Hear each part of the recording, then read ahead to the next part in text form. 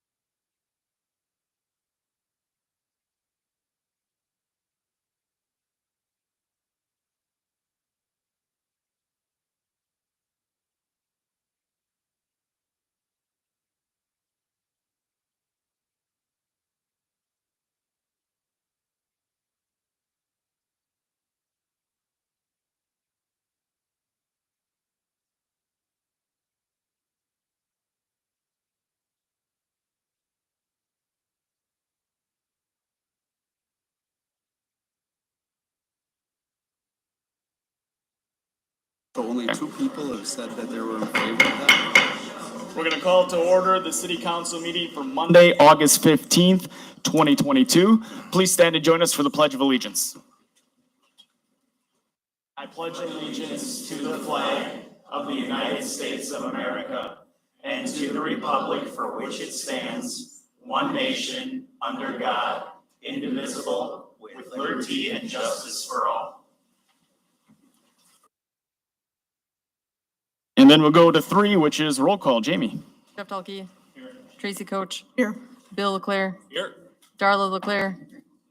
Here. Tim Petrie. Here. Jason Ring. Here. Bonnie Shimulunas. Here. Scott Steckmesser. Here. Adam Husky. Here. All right, that going on to number 4, which is consideration of any council member requesting to participate in this meeting via remote location. Tonight, Darla LeClaire is going to join us via phone. I am looking for a motion to accept her into this meeting. Do I have a motion? I'll make that motion. Thank you, Tracy. Second by Scott. Any discussion? This is a roll call vote. Back to Jamie. Tim Petrie. Aye. Jason Ring. Aye. Bonnie Shimulunas. Aye. Scott Steckmesser. Aye. Adam Husky. Aye. Jeff Dahlke. Aye. Tracy Coach. Aye. Bill LeClaire. Aye. Motion carries. Okay, then on to 5, which is invited guests, and I'll kick that over to Greg. Yes, we did take the liberty of putting 2 invited guests up before the public input tonight, although they're welcome to stay for the rest of the evening. First up, Bill Keel, representing the Domažlice Sister City Committee. This is regarding city acceptance of a so-called friendship table sculpture by a Czech artist, Václav Fiala, and placement in a city park space. And you have a resolution related to this in your packet. I would note this isn't something that carries a financial obligation by the city, but our sister city has appropriated funds equivalent to about $4,200 American, 100,000 Czech crowns for the project. And the Sister Cities Committee, which Bill represents here tonight, requesting council action on a resolution that would acknowledge the project, commit to allowing the placement in a city park, and for the city likewise to be the receiving entity for that donation from Domažlice to then be forwarded on to the Sister City Committee. I probably sucked all the air out of the room for Bill, but Bill did head up the delegation that visited our sister city in April of this year, just before 18 of our Czech friends came here. Welcome. Correct. Thank you. Yeah, as Greg very aptly summarized, the project was brought to our attention when we visited Domažlice at the end of April. As Greg also correctly points out, there is not an expectation or a request for city financial participation in this project. The funds are being raised through private contributions, with the significant exception of public funds that before our departure from Domažlice were expressed as a wish of the mayor and city council of our sister city to help to bring this project to fruition here in Two Rivers, and form a very tangible link in between the 2 cities. There is a table that was created by the same artist that was a tribute to Two Rivers' own Matt Cunup and several of his peers that is located in Domažlice, and this would be not exactly the same table, but designed in the same spirit. And I think a lot of that information is in the information packet and the draft resolution that Greg has provided for you.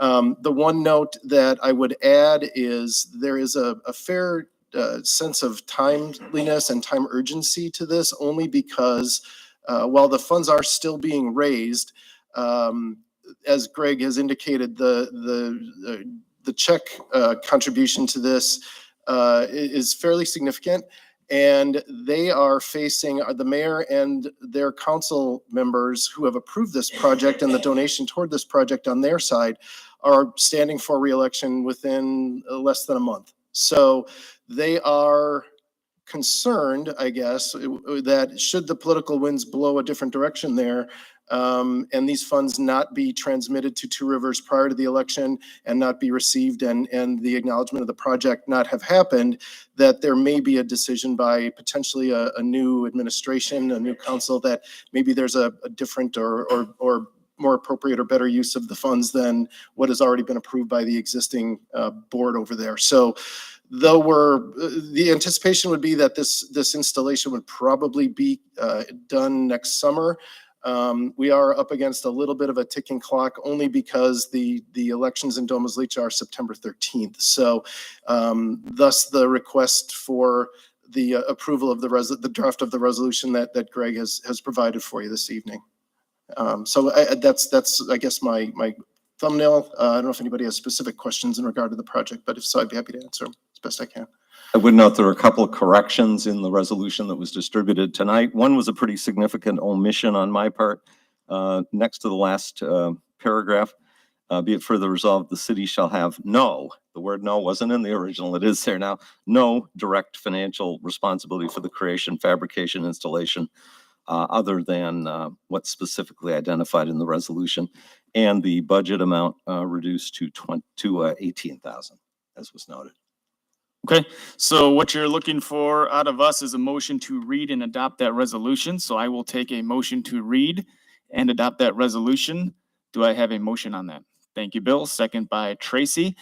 Greg, do you want to go ahead and read that before we Sure. vote? I'll make it fast. City of Two Rivers resolution authorizing acceptance of friendship table sculpture to be created by Czech artist Václav Fiala, funded through efforts of the Two Rivers Domyślnica Sister Cities Committee, and placed and maintained in a city park space.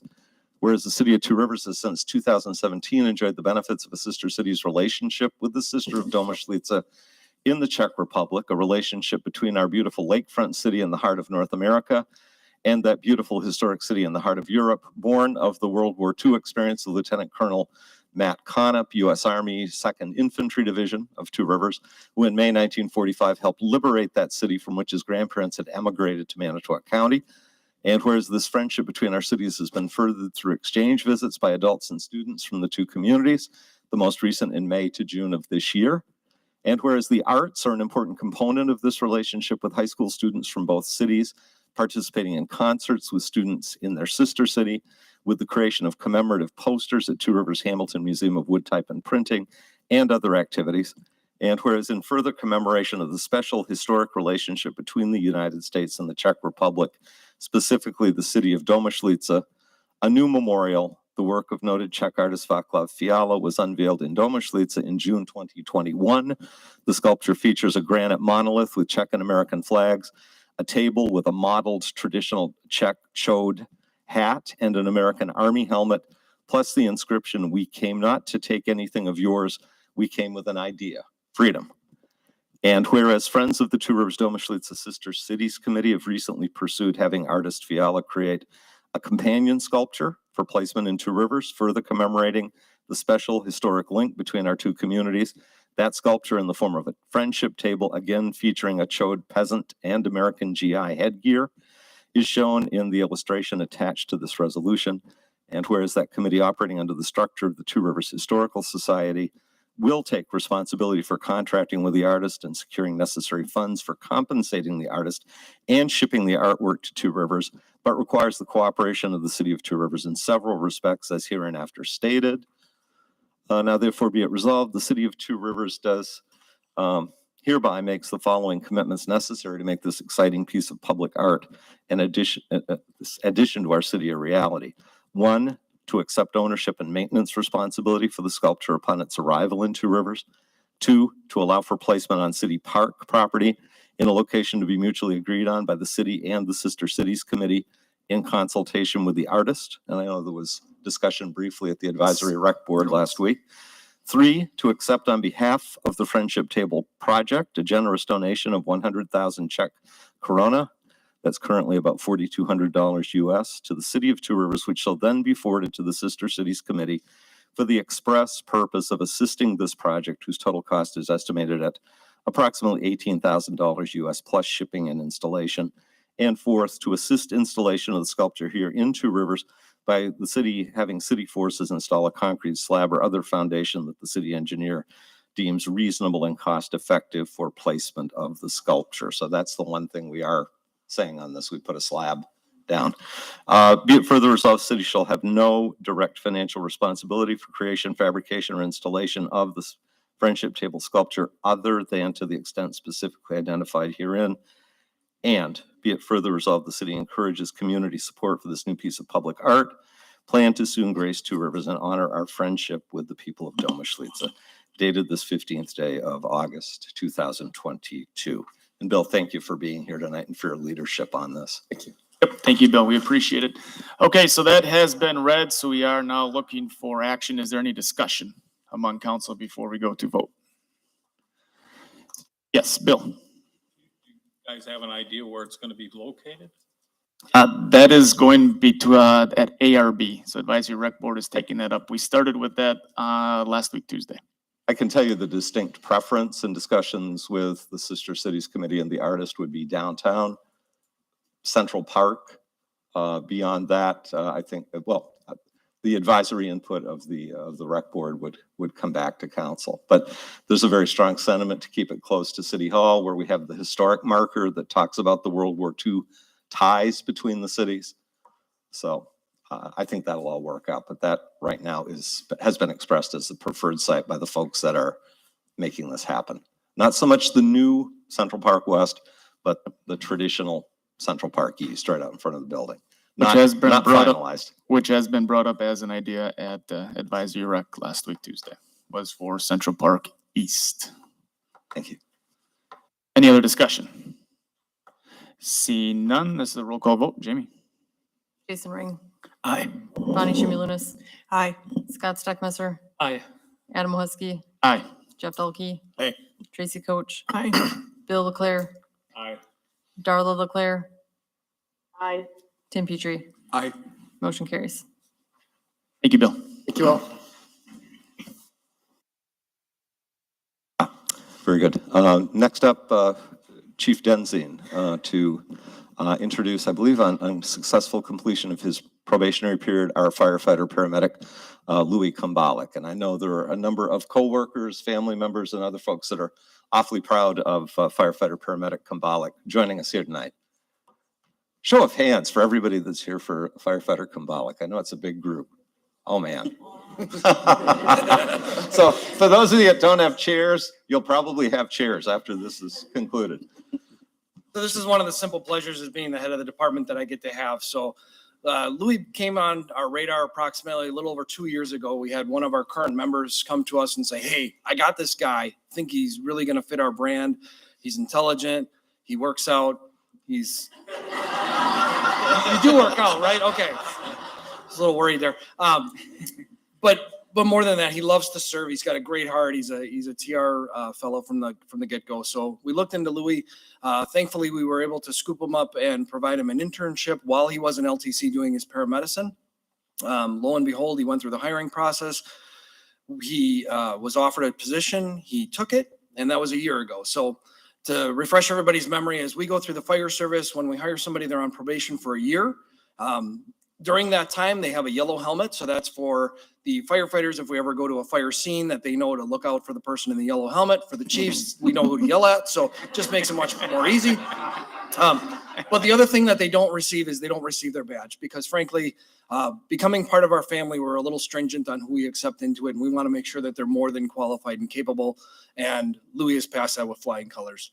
To watch this young man grow, not only in his knowledge, skills, and abilities, but to see the passion and to see just the bright future that he has, it's pretty breathtaking. So Louis, gosh darn it, we expect a lot out of him. So, but truly we expect to see that. And I believe you're going to have somebody pin you. Sure. My wife, Lisa. Remember, no blood, because, you know. You're in good hands, either way.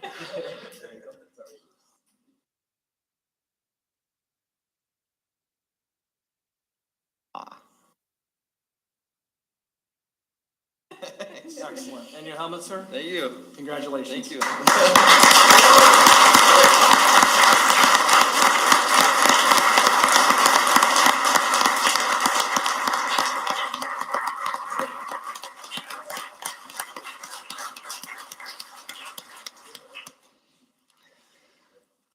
That's good stuff. Go ahead. Does he get a new helmet that's not yellow? Yeah. He does. Oh, He okay. gets a brand new black helmet now. Oh, wow.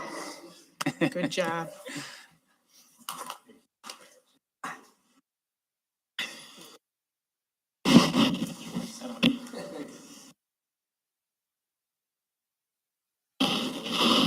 Congratulations.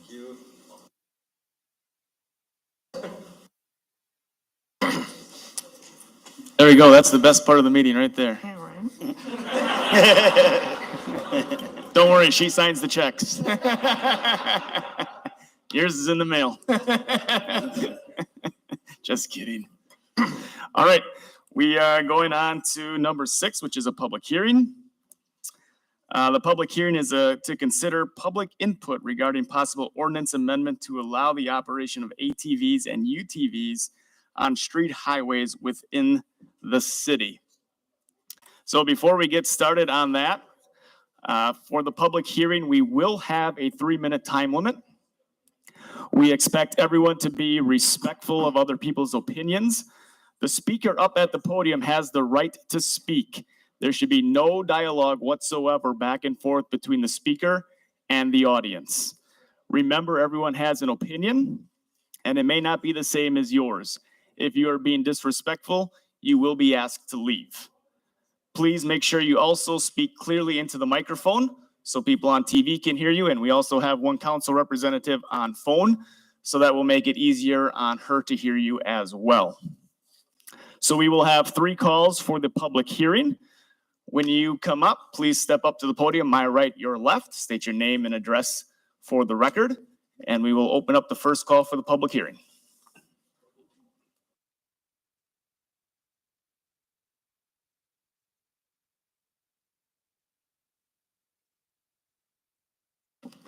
I'm Kay Pulse. I live at 4102 Martin Lane. And I'm looking over this ordinance, and I understand it was voted on once before and it was not passed, which I agree on. I don't know if anybody has called their insurance companies or questioned their insurance, but to the insurance company, if you pass this ordinance, it's going to be a nightmare because some of them don't have insurance. So how do you claim it on your car insurance if you have deductible? And also, are you going to have a DNR person on staff at call for if there is an accident, or how long will a person have to wait? Also, these people cannot drive on county and state highways, which we have in the city of Two Rivers, our main streets, our 22nd Street, Lincoln Boulevard. How are these people going to get across town and make sure this is going to be enforced, since the police department can't enforce it and they would go on the wrong roads? Also, there is no seatbelts required for the driver. So if there's an accident, it would be brutal. And there has to be signage put up into the city. So is that usually done by sports clubs that do it out in the country? So is the city going to put that in a budget to put the signage on? And manufacturers warn against the roadways due to the tire pressure, the seating, and the high center balance versus the golf carts. And I am not in favor of this ordinance to be passed. Thank you. Go ahead.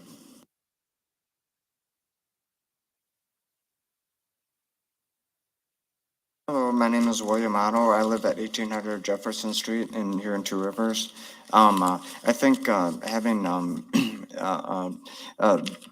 ATVs and UTVs, that's a kind of a personal choice and personal. People should be able to drive if they want to, and if they assume the risk of driving their ATVs, just like, driving a more, like a truck or something like that. I think they're aware of the risks that come with driving a vehicle.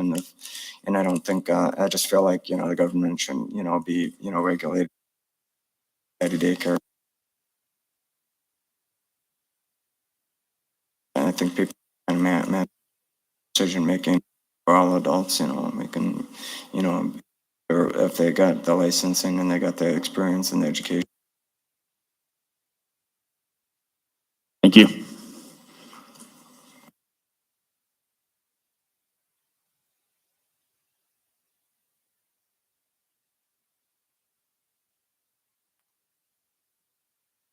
Good evening. My name is John Vogt. I live at 350 23rd Street, and I guess I'm opposed to this moving any further forward. My biggest concern is the noise. They're not as quiet as a regular vehicle, as a golf cart or anything like that. As was stated before, there's no way to get even from the beach back into the city proper without going on a county road. So who's policing that? We already have somebody in our neighborhood that runs up and down the street, which they're doing it safely. However, it's not allowed and it's loud. I guess the biggest thing that I have, it's just disruptive to the neighborhood already. So their ATVs aren't made to be, and UTVs aren't made to be driven on streets. The ATVs especially are not there to transport people around or passengers around. So taking them anywhere really isn't an option to get, you to a location. I guess ultimately they're made for trails and private property. I enjoy them myself, but responsibly and on the right locations, and the city is not that location. Thank you. Thank you. Go ahead.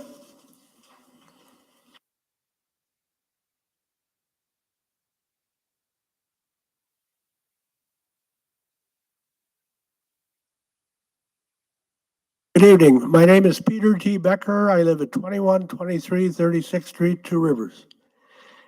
I'm middle of the road on the whole conversation tonight, but I have a question in regards to some of the verbiage here. It says UTVs on streets, highways within the city. If you took a UTV and went up Highway 42 going to the high school, you would be in the city and then you would be out of the city because there are 3 or 4 houses on the east side of the highway that are not in the city. So how would you address that issue as far as UTVs going to school, to high school?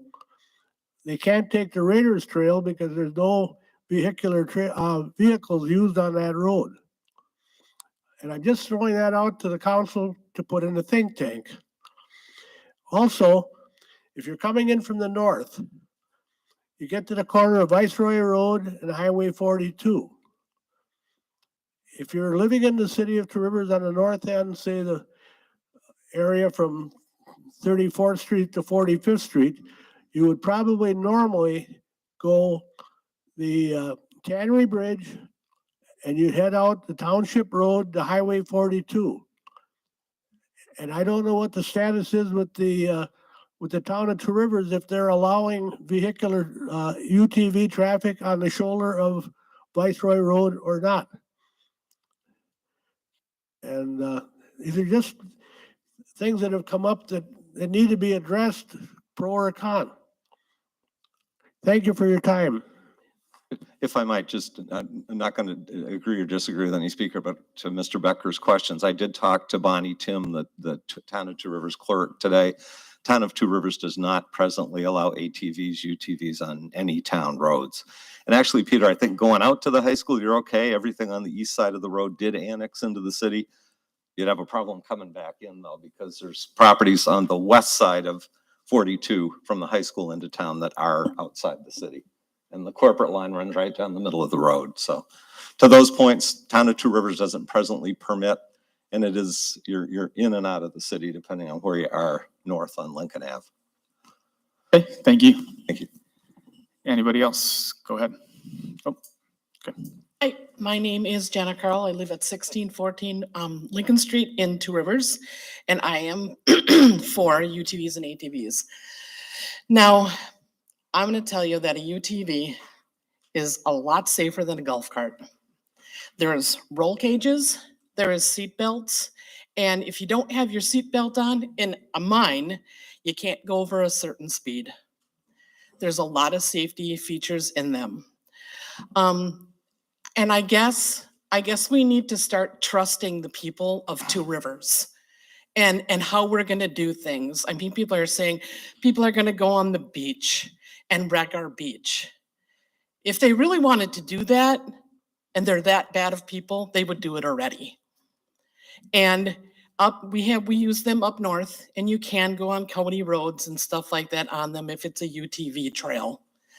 I just think that we need to trust people. And I think, you know what, give it a chance. And if you can't trust people, then I guess we get rid of it. But I'm telling you, I see golf carts going past where I work, and that's a major highway. And on the back of golf carts, I see kids on the back of golf carts on those seats. Tell me that that's safe. You know what, and I don't care. I am for golf carts, do it. But if we're gonna say that UTVs aren't safe, then golf carts are not safe either. And if we're letting golf carts go, I think we need to let the other stuff go too and give people a chance. And I think we really need to trust the people of Two Rivers. Thank you. Thank you. But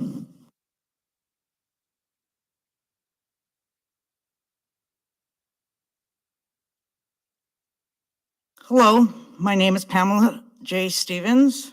I live at 3411 Parkway Boulevard in Two Rivers. I was here on June 6th when I sat there and listened to all the pros and the cons, even went over the fact sheets. I left the council meeting that night wondering what other people thought. Really looked around the city and talked to my neighbors. Few of my residents in my location opposed it very much so. During that meeting, there was a council member who said that there was several residents that were in support of it. But at that particular meeting, nobody came forward. So that's why I decided and was curious about who was opposed and who was in favor of such a UTV and ATV. I decided to get a petition together because I oppose.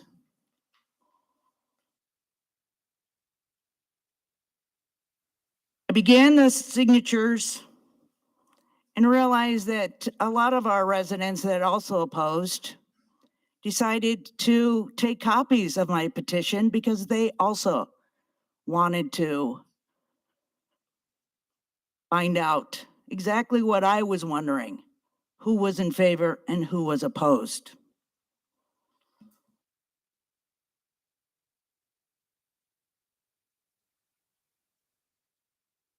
To ensure that the petitions are valid, the individuals that took copies signed the bottom of the petitions that were circulated and signed it. I would like to present to the city clerk for record 156 opposed.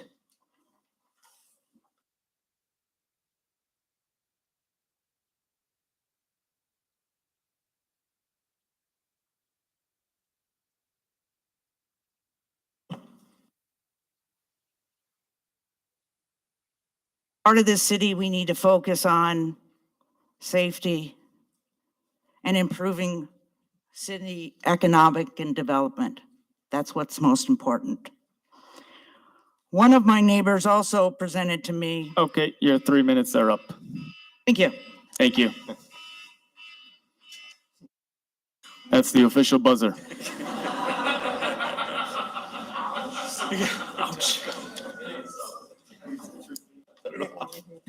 Thank you very much. Anybody else wishing to speak on this?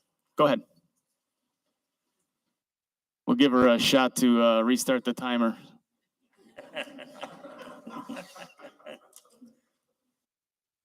You good? Okay, go ahead. My name is Chris Eckert Rosenthal, and I live at 2816 35th Street. And I want to speak in opposition to this as well. My primary concern is safety, and particularly safety of children. ATVs are great. UTVs are fine as they are intended to be used on the trails and for people that are seeking some kind of an adventure thing. I live close to Park Place, and I frequently am subjected to people driving down Park Place at high speeds and don't even bother to look at the yield signs. I've seen young people driving around in my neighborhood at high speeds. We do have police presence, and that's fine. But I saw a young child nearly hit by a car just tonight.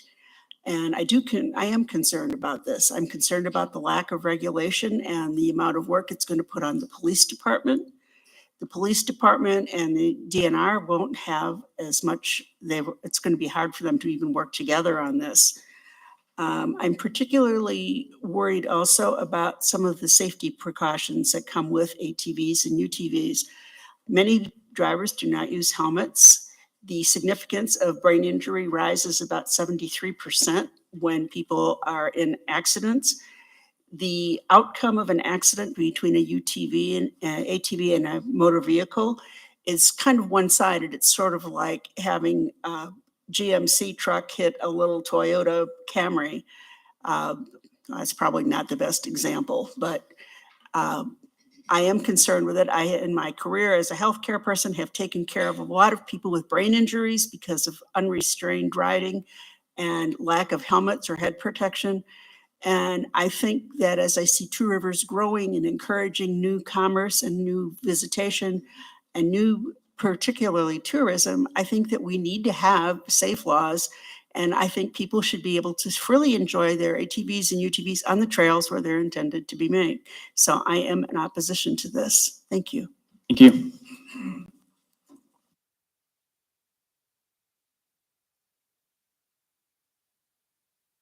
Anybody else wishing to speak? Go ahead, sir.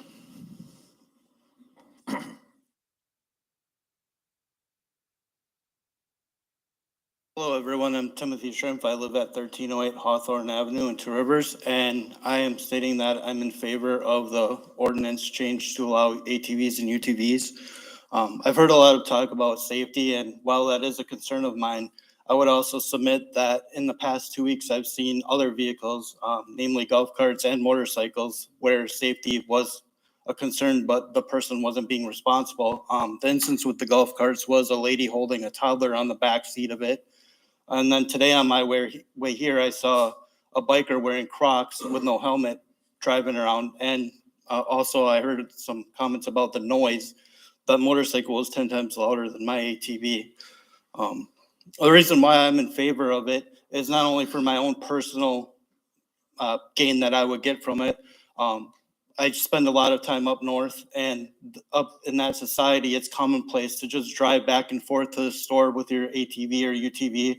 And they have relatively safe standards up there. I think the point that has been missing in all of this is that most of the people in our community are responsible people. They keep their things insured, they drive safe, and they do best to protect the other members of the community as well as themselves.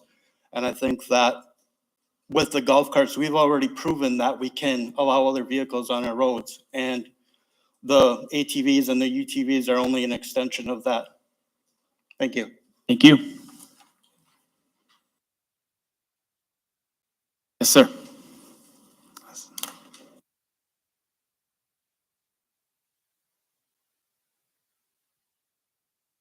Edwin Knutson. I live on 2214 Jefferson Street, and I just want to say I'm for it.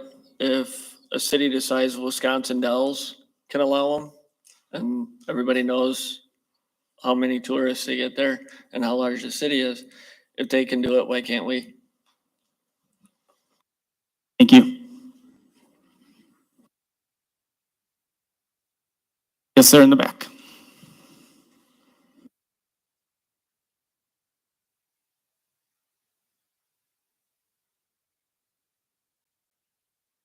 Hello, I'm Richard Casey. I live on 2403 Pine Tree Drive, right here in Two Rivers. I'm definitely against this. I think that the noise level from the ATVs is above what you said in your report here, and that is just at idle, just at running sound.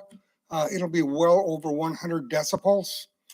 70 decibels is damaging to your ear. and 120 is instantly damaging. So you're going to have a large problem with that. It's a lifestyle choice that we live here in a nice, quiet community. As far as safety, we're all going to have to get uninsured motorist insurance because you don't have to have insurance with these ATVs and UTVs. Also, two-cycle engines, the pollution from them is 30 to 50 times more than a car.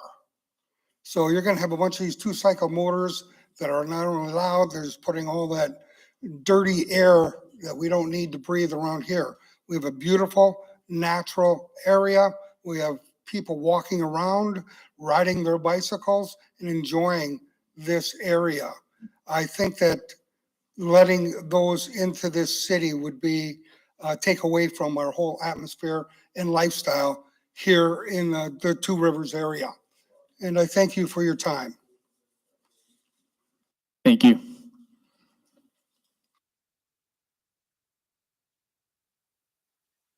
Anybody else wishing to speak on the first call? Yes. I'm not sure if I can speak. I'm not from the city of Two Rivers, so. Sure. Okay. My name is Bill Rexis, 3717 Beringer Road, Two Rivers address. I'm out in Cassuth Township, village of Francis Creek. And I got to pass through Francis Creek and was there to help with Cassuth. We got them passed in all of them. We had the county sheriff's deputy there discussing problems with UTV, ATV use on the roads. He said from the time they've started passing in Manitowoc County, they've had one instance, and that was loud exhaust. Mentioning loud exhaust, there are decibel limits to it, just like a motorcycle. If they're loud, they get ticketed. As for insurance, I've heard several people say it already. However you do it in the city is how it is. So if you require insurance, there's got to be insurance. I have insurance on mine, always had insurance on every single one I've had. City and state highways, they are allowed on them as long as speed limit's 35 or less. Most seatbelts, UTVs all have seatbelts. Mine goes 11 miles an hour if you don't have a seatbelt on. High center of gravity, that is one problem with them. UTVs are not made for fast road travel, but now all of a sudden, now you get more and more road travel. Now they're coming out with DOT tires for UTVs. You can crank up your springs on your UTV so you don't have that sway as much as you do if you're using it off-road. You mentioned tourism. You want to attract tourism, you attract as many people as you can.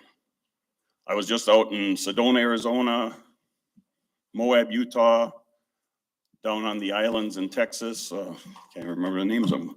But all of those allow UTV use. In fact, they welcome them because there's so much money brought in with them. You mentioned the DNR. When it's on city roads, the DNR has nothing to do with it. It's all city. And again, whatever you pass for ordinances on these use, that's what they have to live by. ATV helmet use. I know this is a stickler point for a lot of people. It's the same as a motorcycle, except the ATV has 4 wheels, motorcycle has 2. Motorcycles have fought for no helmets. I'm one of those guys. Stupid, maybe, but I still did. They're more safe than motorcycles, bicycles, mopeds, golf carts, and a horse and buggy. Horse and buggies are allowed on roads yet. Did a little research on the state of Wisconsin. And as for the counties, you've got, God darn, no, I can't find my numbers. 50% and over of road usage, over half the counties in Wisconsin are 50% or more on highways, county highways. You think all these counties wouldn't be allowing that if they were unsafe or if they had problems? More and more counties are passing it every year. I have more to and cut you. more I states. have to cut you off right there. That was 3 minutes. Okay. Thank you very Thanks. much. Anybody else on the first call? Yes. Oh, we'll get to you next. Yep. We'll get to you next. I was pointing to you. I'm sorry, I didn't see that. You're okay. My name is Janice Van Droost. I live at 1829 31st Street. here in Two Rivers. I am opposed for the following reasons. Number one, persons with a suspended or revoked driver's license can still operate an ATV or UTV. So if you lose your driver's license for alcohol or other illegal substance use, you can still drive an ATV. I don't want that person driving in my city in anything. The other thing I'm concerned about is, and I don't know if this is the case in most ATV trails, most of them are going in one direction. In the city, you have two direction traffic. You have a lot more distractions. There aren't kids walking on ATV trails. There's a lot more distractions in the city with people moving around, traffic lights, oncoming traffic. That's a big concern. I'm concerned about kids finding a way to take them to the schools. I am also concerned about their use at night because they are going to be more difficult to see than a vehicle if I'm driving. My biggest reason is also to get a license.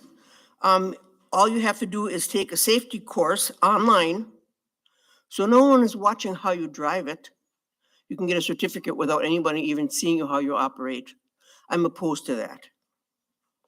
And also I'm concerned about who is going to tend to the complaints that if there are any, if they are not under direction of the local police department. Thank you. Thank you. Now we'll go to the lady that's in the back there, right next to Jim.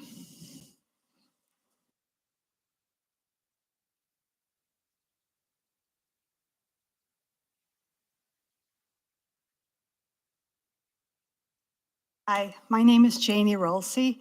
Hi. And I'm opposed to this just because of the fact of the noise factor. I manage 2 Airbnbs here in Two Rivers. We've had 144 reviews. The first thing they say is they come to the community because it's quiet, it's safe, our clean beaches, the bicycle trail, Point Beach, and the Ice Age Trail. We collect a ton of money from the Airbnbs in this community with room revenue. I think we'll lose that. And I also feel sorry for the police because I don't think they're going to know which direction to go with what this is going to bring into our community. I think it's great to have these vehicles in Lakewood. I go up there every year. They belong on trails. They don't belong on our city streets. Thank you. Thank you. Go ahead, sir.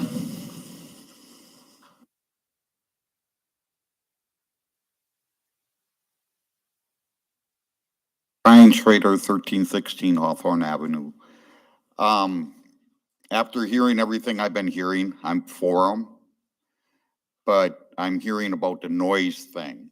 Well, I just left my house today and I live 6 blocks away from the river and they had one of them screamy boats going.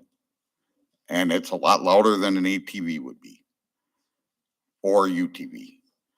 I have a bicyclist somewhere in my neighborhood that drives a bicycle, motorized bicycle, that breaks the 100 decibel. Guarantee it. And that's at 6 o'clock in the morning. Sometimes it's whatever. And nobody says anything about that noise. I think ATVs, UTVs would help our economy very much so. And I don't see a problem with them.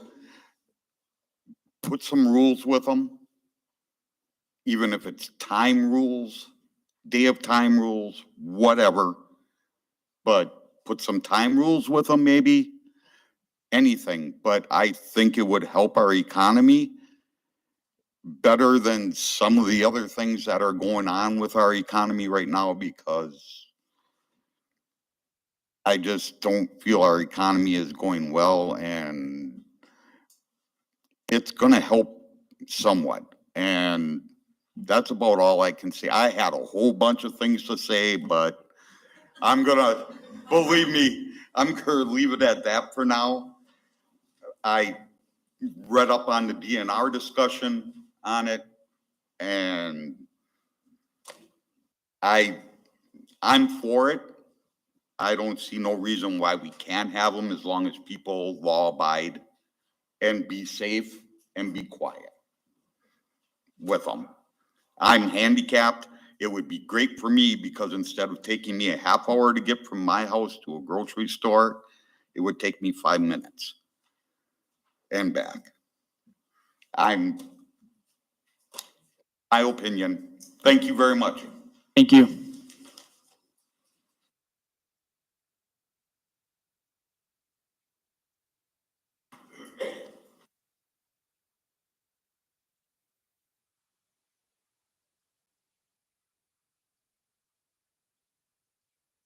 My name is Ryan Wellnitz, 2023 Jackson Street. I am 100% for this. I know the biggest concern that I continue to hear is the noise. What I feel is a huge misconception. I would guarantee anyone that has concerned noise as their issue, they don't understand that these machines, since the 1980s, have been required to meet a decibel limit of 96 decibels. I was bored a little bit at work today, so I Googled average motorcycle decibel. Comes out to 95. Googled semi. Average is 100 decibels. I mean, it shouldn't be an issue. I'm sure there are complaints about Harleys every day in the summer, but a Harley with exhaust is not half as loud as an ATV or a UTV with a properly functioning OEM muffler. As for the signs stating that city roads are ATV, UTV routes, I count 7 locations that they would need to be entering the city of Two Rivers. I personally, out of my own pocket, will help donate towards those signs, and I'm sure I know there are quite a few other people that would also. The whole insurance issue, I don't know if any of you have priced out a new ATV or UTV, but if you buy one, you're stupid not to have insurance. I just bought a new one, a new ATV, $18,000. I ride with people that have UTVs starting at $32,000. I'm not broke, but I'm not rich, but that's a lot of money to be riding around without having insurance on it. As for the state highways, state roads, as it was stated, if they are posted at under 35 miles an hour, you can operate on them. The added workload on the police. I mean, was there that great of one when golf carts were allowed? I mean, isn't that what the registration fee for the sticker would help go towards? Thank you. Thank you.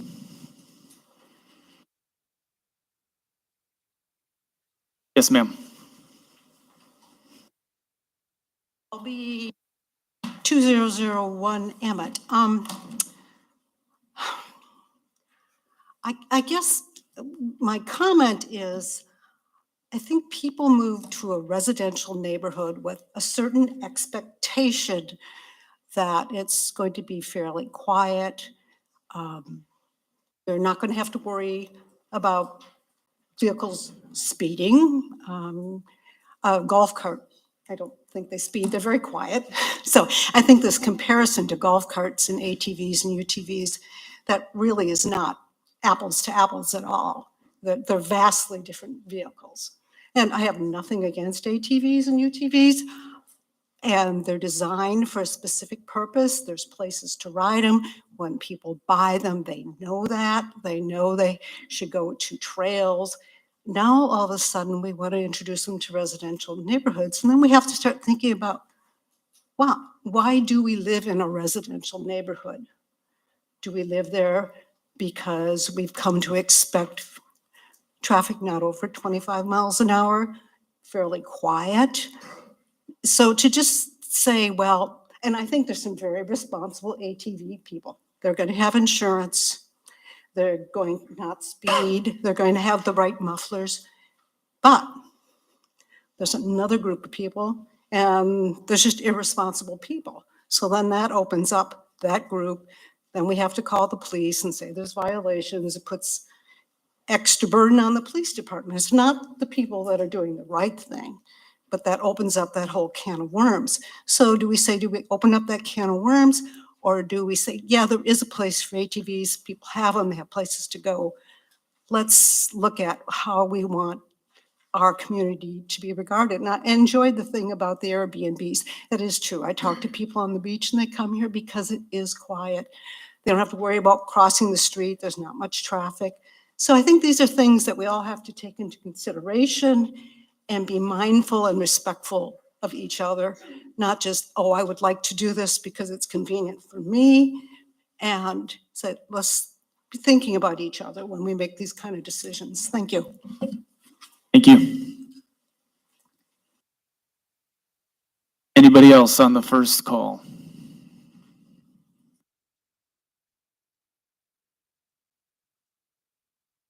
I'm Dean LaRose, 1629 Hawthorne Avenue. I'm for ATVs and UTVs, and I'd like to take a different tact. Two Rivers is sort of embracing tourism. Tourism dies in the summer. If the city would embrace ATVs and UTVs, we have boat launches into this town that give us access to the rivers. On the West Wind River, there's a group of people that actually plow the river and make a track out there.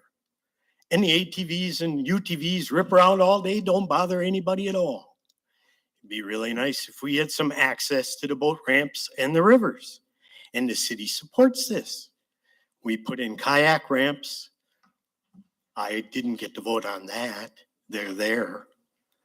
I think we should embrace ATVs and UTVs. And I mean, we did golf carts. We have electric bicycles on the sidewalks. That's my piece. Thank you. Anybody else on the first call for the public hearing? We'll get to you then right after her, okay? You can stay right there. Nope, you're good. Good evening, Catherine Dahlke, 3727 Adams Street. It struck me as I was listening to the conversation that if this were 100 years ago, I heard the reference to horse and buggy, we'd be having this conversation about motorized vehicles. Over time, we should progress and we should embrace different modes of operation. I've heard cases for its accessibility for folks. I've heard messaging about expanding tourism beyond the summer, driving revenue into the city, which is sadly needed. I think what I'm also hearing too, there's some well-balanced discussion around noise levels that's been discussed. I have a vehicle that if I took the muffler off it and I floored it going down 32nd Street, not only would I get a ticket, but I'd be out of violation for a noise ordinance. I have friends who ride motorcycles, have a pretty big diesel engine. There's noise out there. I live on the river. I hear the jet skis at all hours of the days and nights ripping up and down the river. So let's not pin it on noise. Let's have a conversation about being responsible adults. These are expensive vehicles. We should be treated as adults. I'm here now to get a driver's license. I was shocked. 16-year-old son of a friend didn't have to take a driver's test to get their driver's license anymore. Didn't have to take a road test. So I look at all of these arguments out there, and for me, it comes down to the simple fact that some of the residents of this city would like to be treated equally and have equal opportunity to have the same access that other residents enjoy. So I would like to publicly state that I'm for the opportunity to expand our horizons and bring ATVs and UTVs with the proper ordinances, and that's up for the council to decide, so we can have a fair and equitable situation for all of our residents, not just a certain few. Thank you. Thank you. Young man in the back.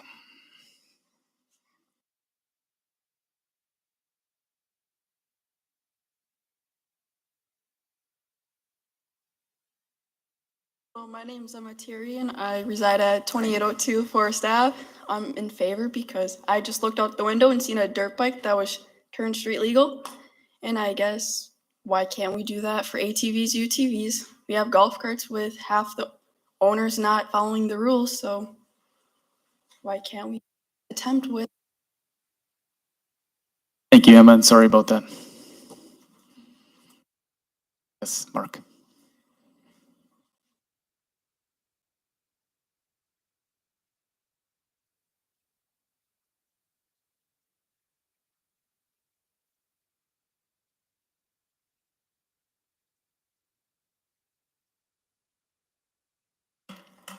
My name's Mark Bittner. I live at 3311 Monroe Street.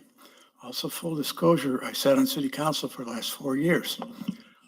First of all, I want to say this is the 5th time I've heard this now talking amongst city council. First 4 times I was rejected, for a good reason, I believe. I sat through sessions, I listened to the police force, I listened to people from our state highway department talk about it and suggest that we don't do it. I still do not think it's the right thing for tourists to have ATVs. And this isn't about progressive change, isn't about responsibility or not trusting people. It's about common sense rules that make the city safe. If you think about ATVs, there's no way you can come to our community in ATV or UTV. It's not approved, not approved. However, there are many communities. I have a cabin up north of Solon Springs that has a small town and have over 700 miles of ATV trails. They allow it to encourage development because in wintertime it's important. Wisconsin Dells, we saw somebody mentioned it earlier. They have over 600 miles of trails connecting their city and they want tourism. When the tourists come, they want them to come in and restaurants, shop, gas up their vehicles, whatever. We don't have that. I'm all for economic development, but that's not economic development. I'm concerned about 3 things. First of all, I'm concerned about city council doing anything but voting on yes or no. Putting the responsibility on our police department to enforce whatever rules you design is going to be a nightmare. It's going to be a problem. They're already busy enough protecting our community, let alone determining noise or other licenses and other efforts. It just isn't a responsible action. Secondly, I'm concerned if we do allow it. I parked on the street today coming to the meeting and the parking spot is just big enough for my car. Let's imagine if you allow it, gentlemen, ladies of city council, if you allow it, people who can't come to our community in ATV or UTV will probably trailer in for different events so they can run around and enjoy our great community. How are they going to do it? They're going to have to trailer it in. Now, we've talked many times in city council about parking problems.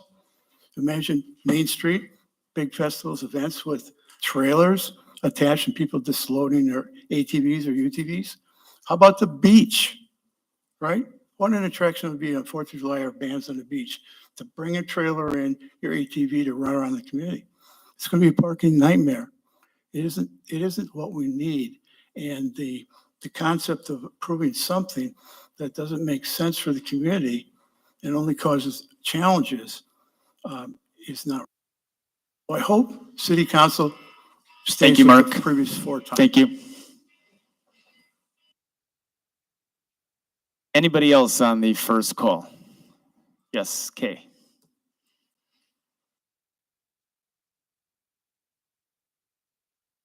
Again. My name is Kay Coach. I live at 2411 34th Street. And as Mark said, as point of reference, I also sat on this council for 12 years. This has been before this committee more than one time. And my question is, if you are a thinking adult and you have the gentleman from the State Department who is the safety director saying why they disapprove of this, you have the police force with their education and their background saying why they are against this, why disagree with them? I mean, it's their necks that are on the line, not yours. And they're the ones that have to go to these traffic things. It's their safety. And your number one job as a councilman is to see that the staff of the city is safe. Thank you. Thank you. Anybody else wishing to speak on the first call? Yes, Kyle.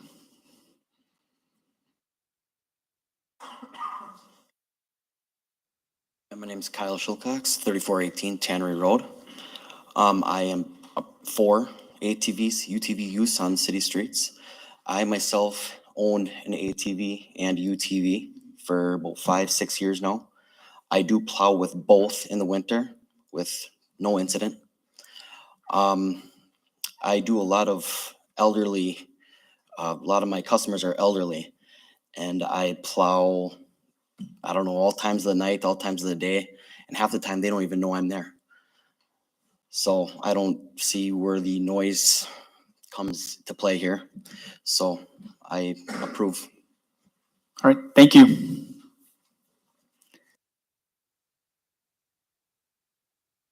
Anybody else? Yes, Jay.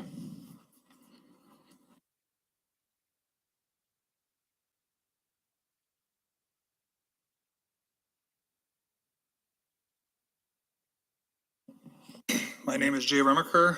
I live at 2113 Lincoln Street. As said before, everybody made a point that they were on council. Myself was on council also. I do have a four-wheeler. I do have a golf cart. Mine's registered through the city. I do drive mine on the city streets. I have had no issues with the golf cart. Four-wheeling, we went up north. We go on trails. Most of the trails, yeah, they do cut through the woods, but then all of a sudden you end up on a road and you do a lot of road riding. A lot of the trails throughout the state is road riding. We also encountered bicycles on the ATV trail. We have to go through traffic most of the times through the cities. Yes, there's no way to get into the city of Rivers from outside. Two Creeks has passed it. Mishka, town of Mishka has passed it. Village of Mishka is looking at passing it. So I guess it's one of those things is if you pass it, then the town of Rivers could pass. Or if the town of Rivers does pass it, then now you can't get into the city. You know, it's one of those things where you have to embrace it and then things come from it. Just like bike trails. Everybody said, you know, bike trails, they're around here now, but they never were before. We built them. Now you have trails going through Point Beach. Can that get switched over to ATV trails? The snowmobile trail that goes through there? It's possible. But if we don't have the use of it here, then we can't go and say, we'd like to change that to a UTV trail.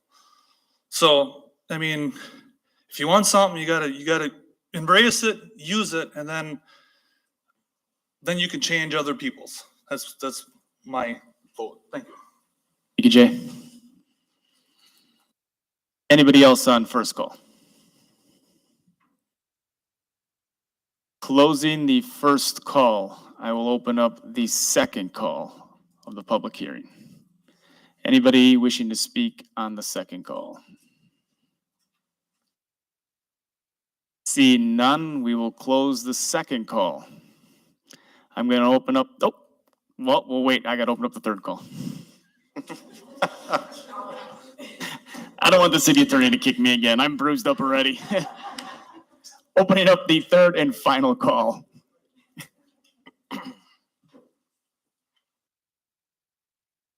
Hello, my name is Paula Patry. I live at 2220 Jefferson Street here in Two Rivers. Just a couple things as I'm listening to all of the comments. I think that it's important that everyone's voice is heard. So I think that it's really good that everyone's speaking up. There's a couple things that I've noticed as people are talking, and I think Catherine did an amazing job at pointing some of the contradictions out in that. And I just wanted to bring a few things up. As someone had mentioned earlier, this is done during the winter as well. It's not caused any problems. If anything, my brother had one, and I think he had more of a fan club because he was driving around and he would just voluntarily help plow out other people's driveways or sidewalks or whatever, just because he enjoyed it, because he enjoyed to ride his ATV. So he did it for free. He just went around and people loved him for that. You have to look at the positives. You have to look at some of the things. What I'm hearing is so much fear tonight. So much fear. Why are we living in shelter and fear? You're not really living your life. You're not enjoying, you're not trying things.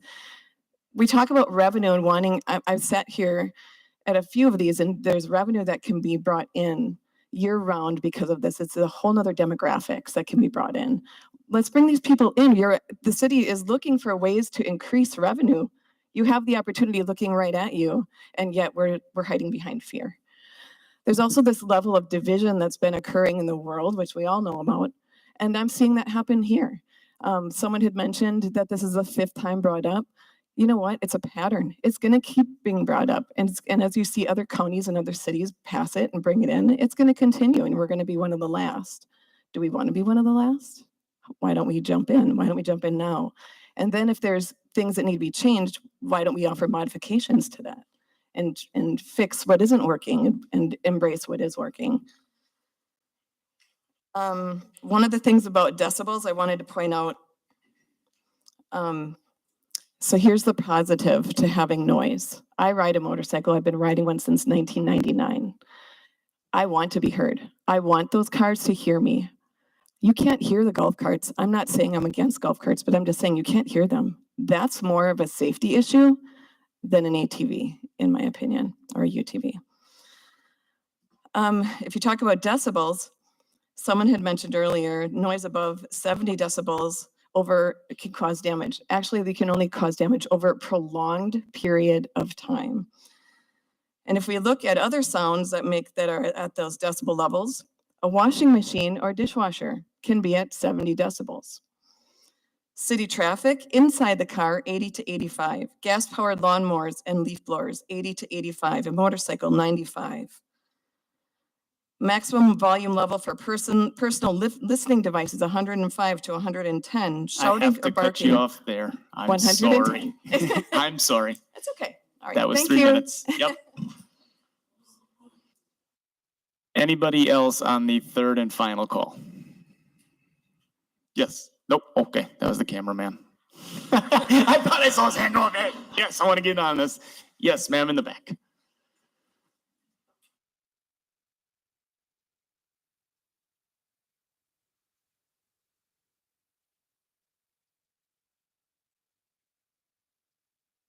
Pretty tall. I'm Chris Eggert Rosenthal, and I live at 2816 35th Street. And I've listened to what everyone has said tonight, and there are lots of really good information. I came here opposed to it, and I probably still am opposed to it. But I think what it really boils down to, the crowd has been very tolerant and listening to each other. But I think the job of the city council at this point is to determine what the whole community wants, not just those of us who got up here to speak tonight. That's the tough part. And I'm not quite sure the right way to do that, but I've certainly been impressed by the information that was given tonight. And I may have swayed my opinion just a little bit, but I still have the same safety concerns and the amount of type of injuries with these vehicles. But I hope that the city council does their due diligence and takes into account what's going to be best for everybody. And God help you, because I surely don't know. Thank you. Anybody else on the 3rd and final call?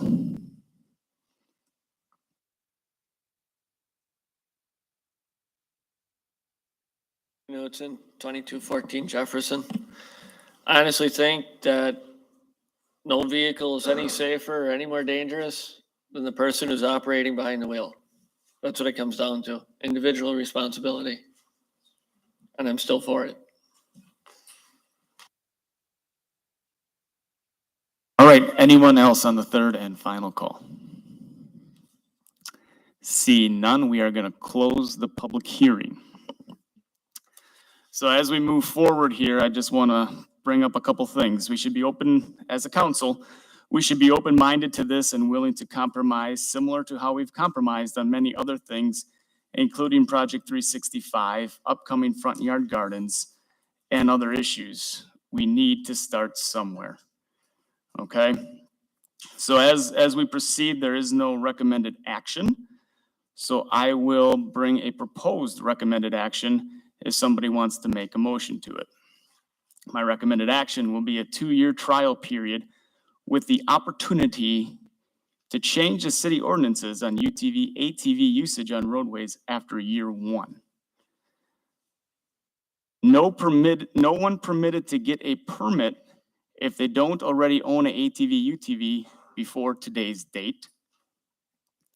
The police will come up with the ordinances governing the usage voted by city council to include revocation of license of the ATV and UTV permanently on some violations such as drinking and driving.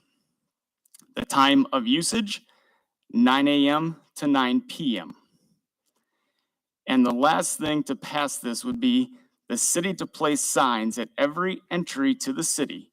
Half of that cost to be raised by citizens, the other half to be paid by the city. I will put that as a motion, and I will look to see if there's anyone that supports that motion. I will make that motion. Thank you, Jeff. Do I have a second?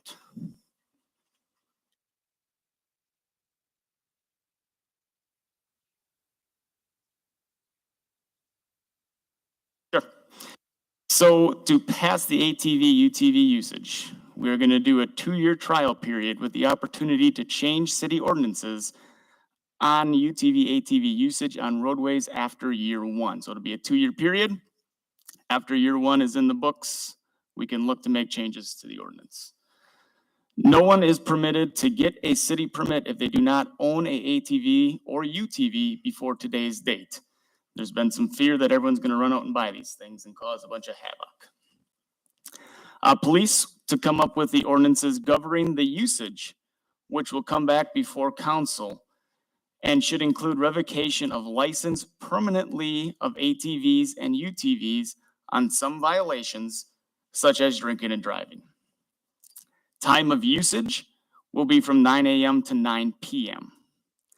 And last, the city to place signs at every entry to the city. Half of that cost to be raised by citizens, the other half to be paid by the city. We have Jeff that made that motion. We are looking for a second. Second by Tim. We will now go to discussion among council before we go on a vote. Is there discussion among council? Anyone have questions, concerns, anything you want to see added or deleted from what we have spoke about? Yes. Not on council, but with, go ahead. With the chair's recognition, there were 24 folks that were good enough to come out tonight and address the council. There were also a total of, let me see, I'm sorry, 81, 88, 91 folks that used another prescribed method for providing public input that was publicized at the council's direction with the utility bills. The city clerk has provided all of you with emails from those folks. I don't think any of them were here tonight, but who have in some cases offered brief comments, in some cases extensive comments. I think it certainly needs to be noted for the record, as per the last tally that the city clerk handed out coming into the meeting tonight. There were 81 expressions of opposition from individuals. There were 7 in favor of allowing ATVs, UTVs generally on city streets. There were 4 folks that said they supported it with certain restrictions. So again, 81 opposed for various reasons, 7 in favor for various reasons stated, 4 that said generally they supported but with certain restrictions. There is also a staff recommendation on this that I'd like to be able to speak to before the council takes its final vote. Maybe offer the opportunity if there are any questions for our chief of police, who's made clear among other city staff that the staff recommendation is to not to proceed with this respectfully. Just to go off your other comment about emails, don't forget that there are email correspondence that came directly to council members, some attached to all council members, some to private, and there have also been phone conversations. So the exact tally of what you have just describes the email sent into our city clerk. Yes, all I can not speak to, those right. emails that are subject to city council members individually. As a whole, phone calls and or meetups in person. And I expect council will speak to those folks on behalf of those folks that contacted you individually.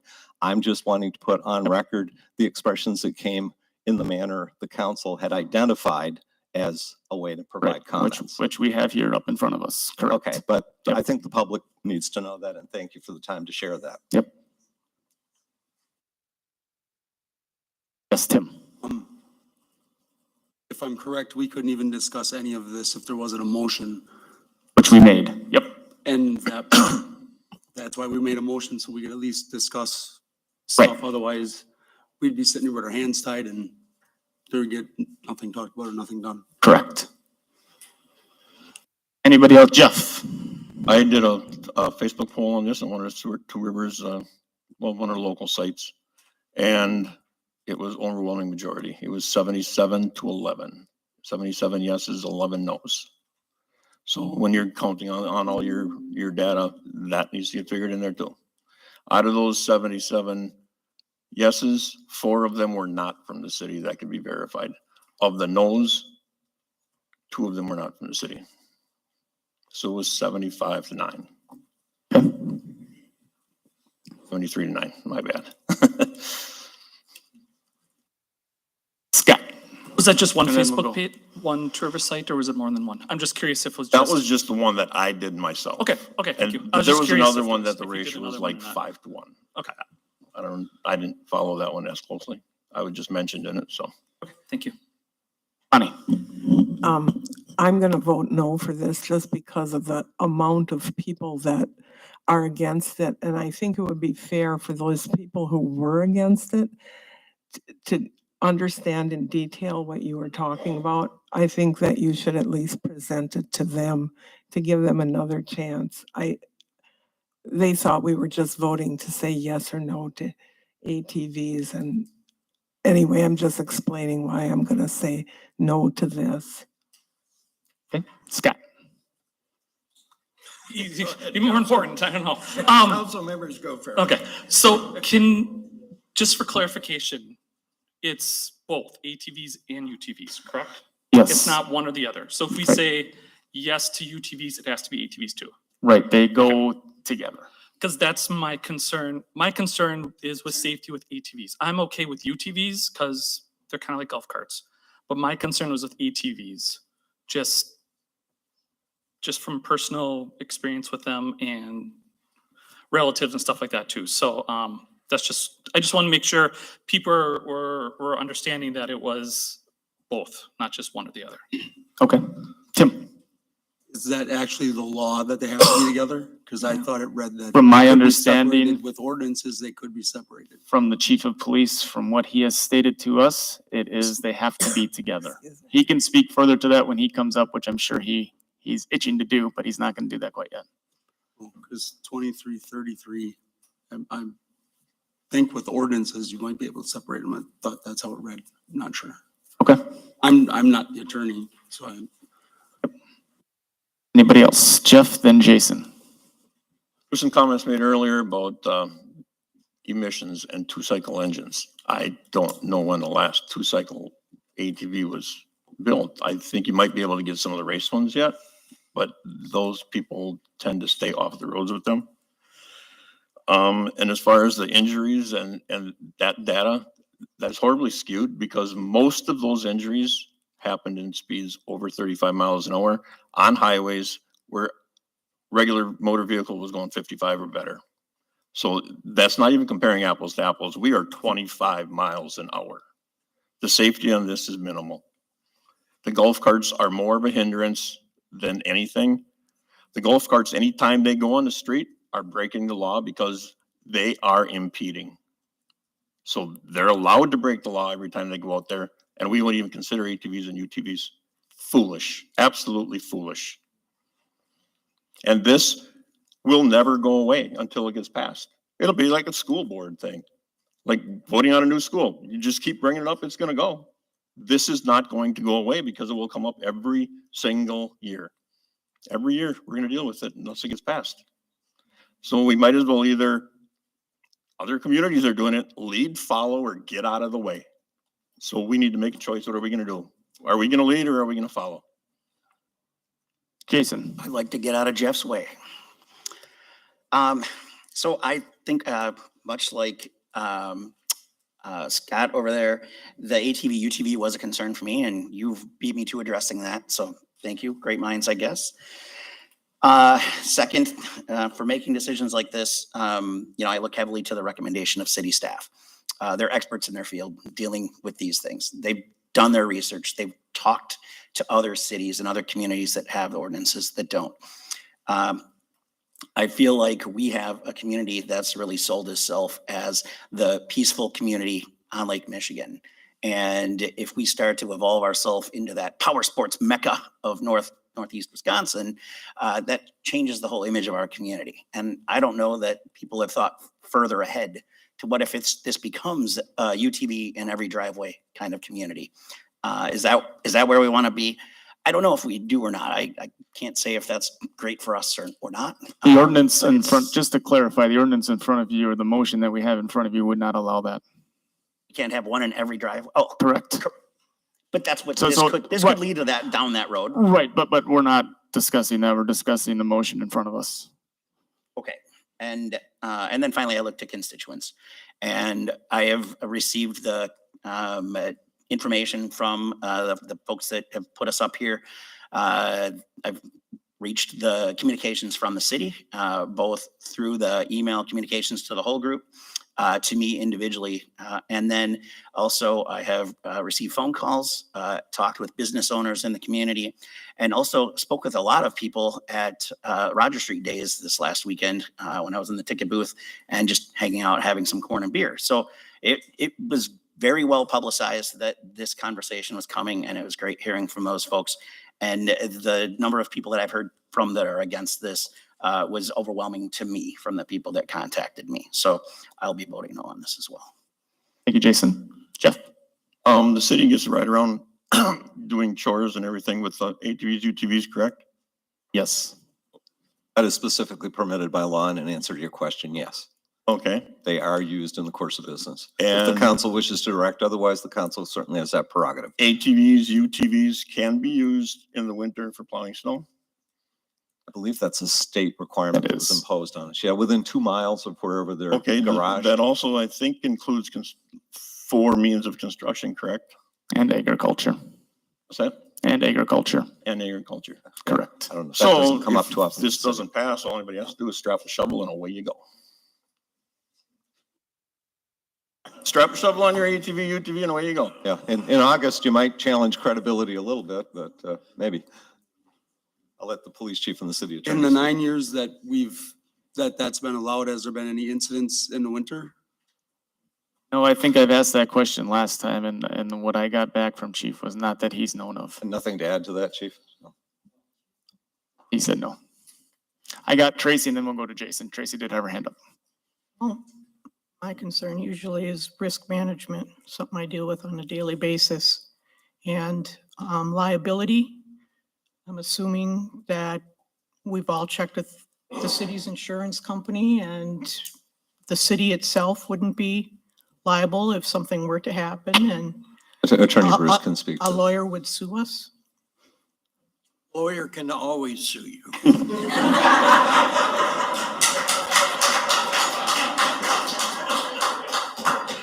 The only question is whether it would be successful or not. Yeah.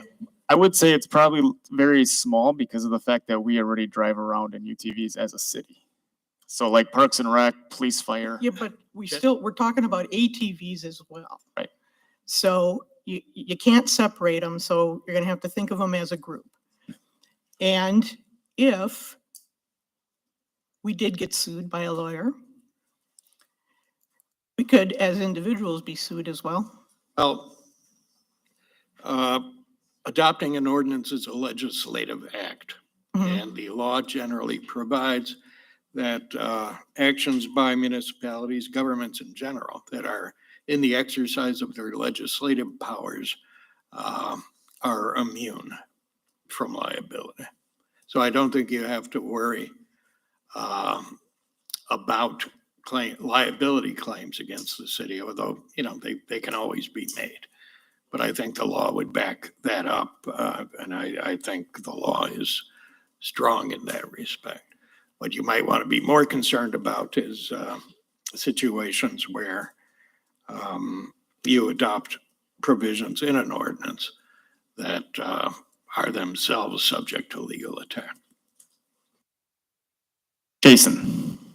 And this is probably a question for the police chief when he addresses us, but can we as a council limit who is allowed a permit to own an ATV? If somebody has had their driver's license revoked, or if somebody is prohibited from having a driver's license, can we as a council do that? Because my grandfather had his license revoked by the DOT because he couldn't pass his driver's test. It did not stop him from driving.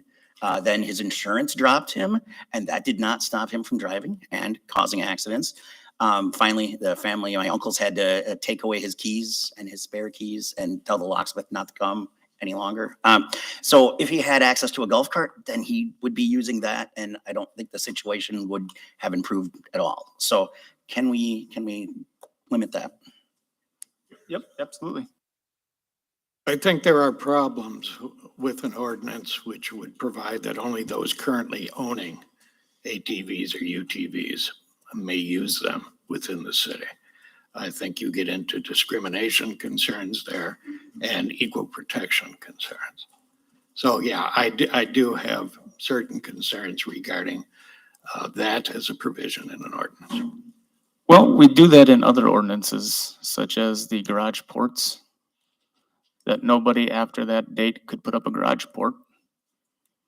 So I don't see why we can't have it where if you don't have a UTV, ATV, that you cannot That's have it apple and any oranges, longer. Adam. That's not apples and oranges, that's the same Yes, thing. it is, because we're talking about public safety. But that's, what does that have to do with the fact that we don't allow it after that said date? That is the same thing, Tracy. That is the same thing. Yes, Bill. Question for you. Sure. Doesn't the state law for ATV, UTVs create, there's a portion of it written where any municipality can create an ordinance, but the state law supersedes it? Well, what the statute says is that municipalities may adopt ordinances. So you have that power with respect to ATV and UTVs, but they must strictly conform with the state law, state statutes and state regulations. Now, typically, especially in traffic regulation situations, what that means is that the state law governs in the sense that municipalities can't adopt ordinances which are more restrictive than the state law, tougher basically than the state law. For example, penalties.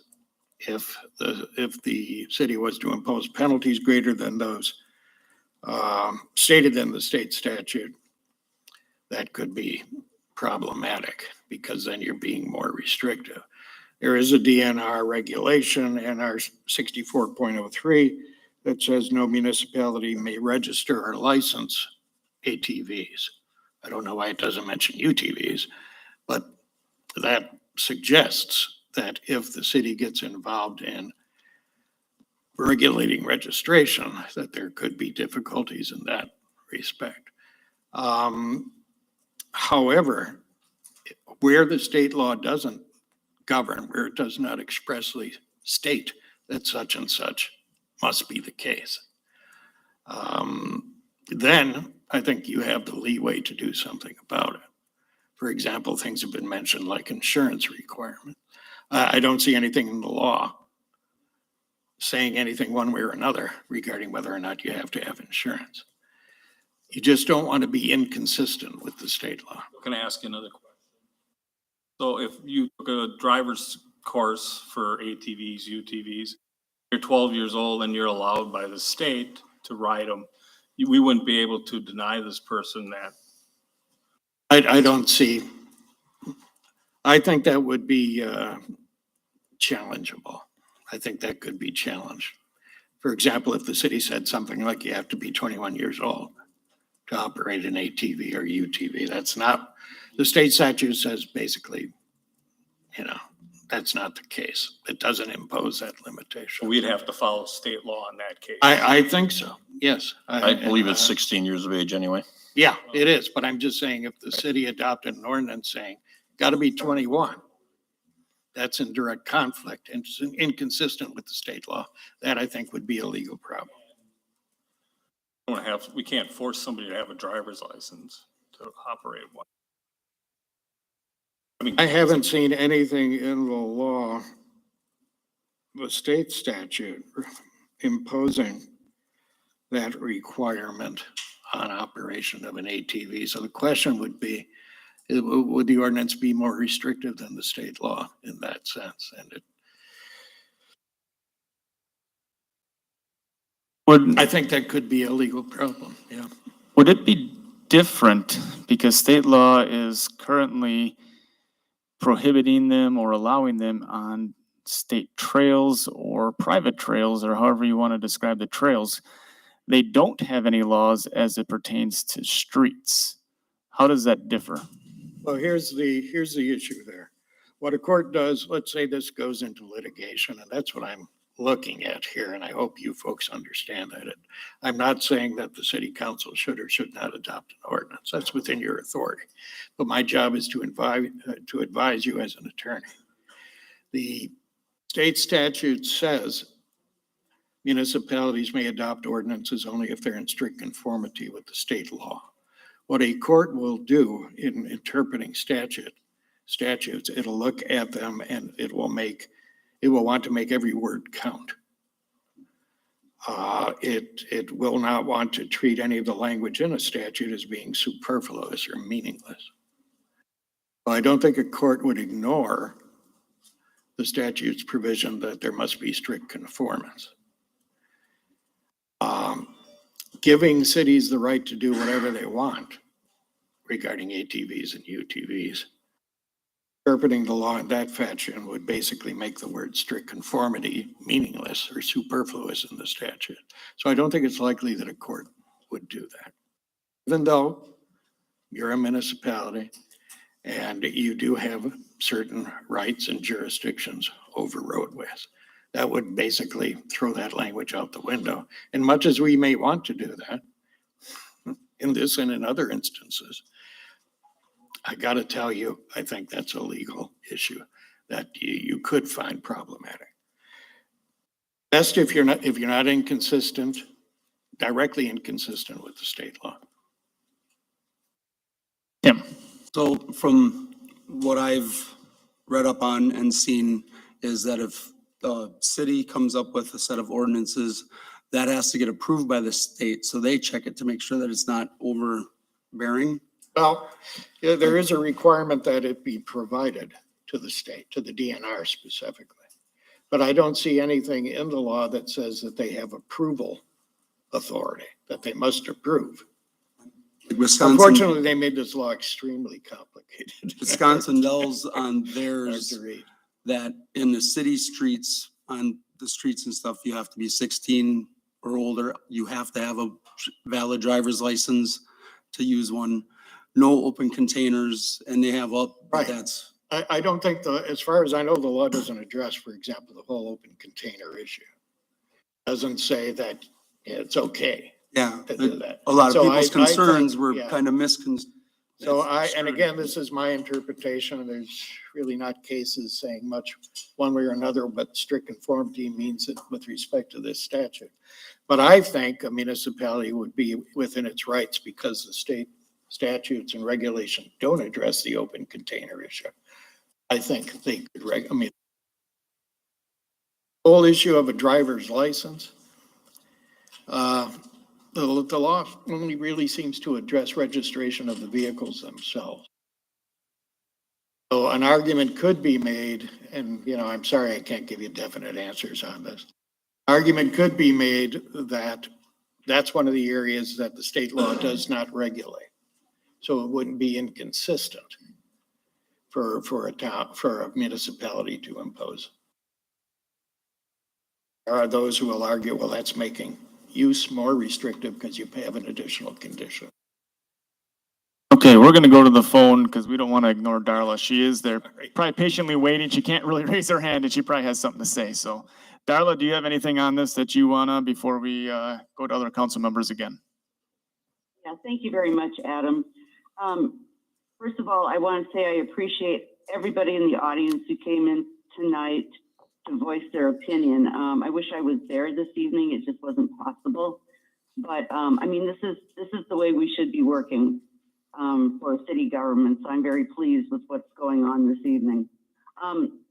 When you look at what was received through the city clerk, as far as people expressing their opinions that they're for or against this, there were 72 that were against, and there were 6 who were for it.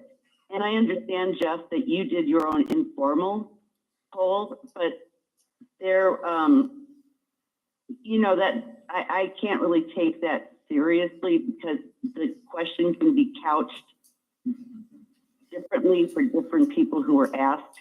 So I appreciate you going the extra mile and doing it. But I think that for me, I'm going to stick with the formal responses. 72-6 shows me quite a bit. And, you know, as far as I'm concerned, everybody on council should be looking at what the best decision is for all of the people in our city. To me, it is skewing on the against side. Which would make me say, okay, I know which way I'm going to vote. Some of the things that bother me about UTVs and ATVs are that, you know, that like state law doesn't require helmets for 18 and over. That's a safety concern. People who have like suspended or revoked or even no Wisconsin's driver's license can operate either the ATV or the UTV. There's just, it's just a situation begging to be abused. And some of the people in the audience said we need to trust, you know, our residents. And, you know, maybe I'm getting jaded in my old age, but I am not that, I am not that optimistic. I think my husband and I live across the street from the parking for the Ball Diamonds, all right, over here on 35th Street.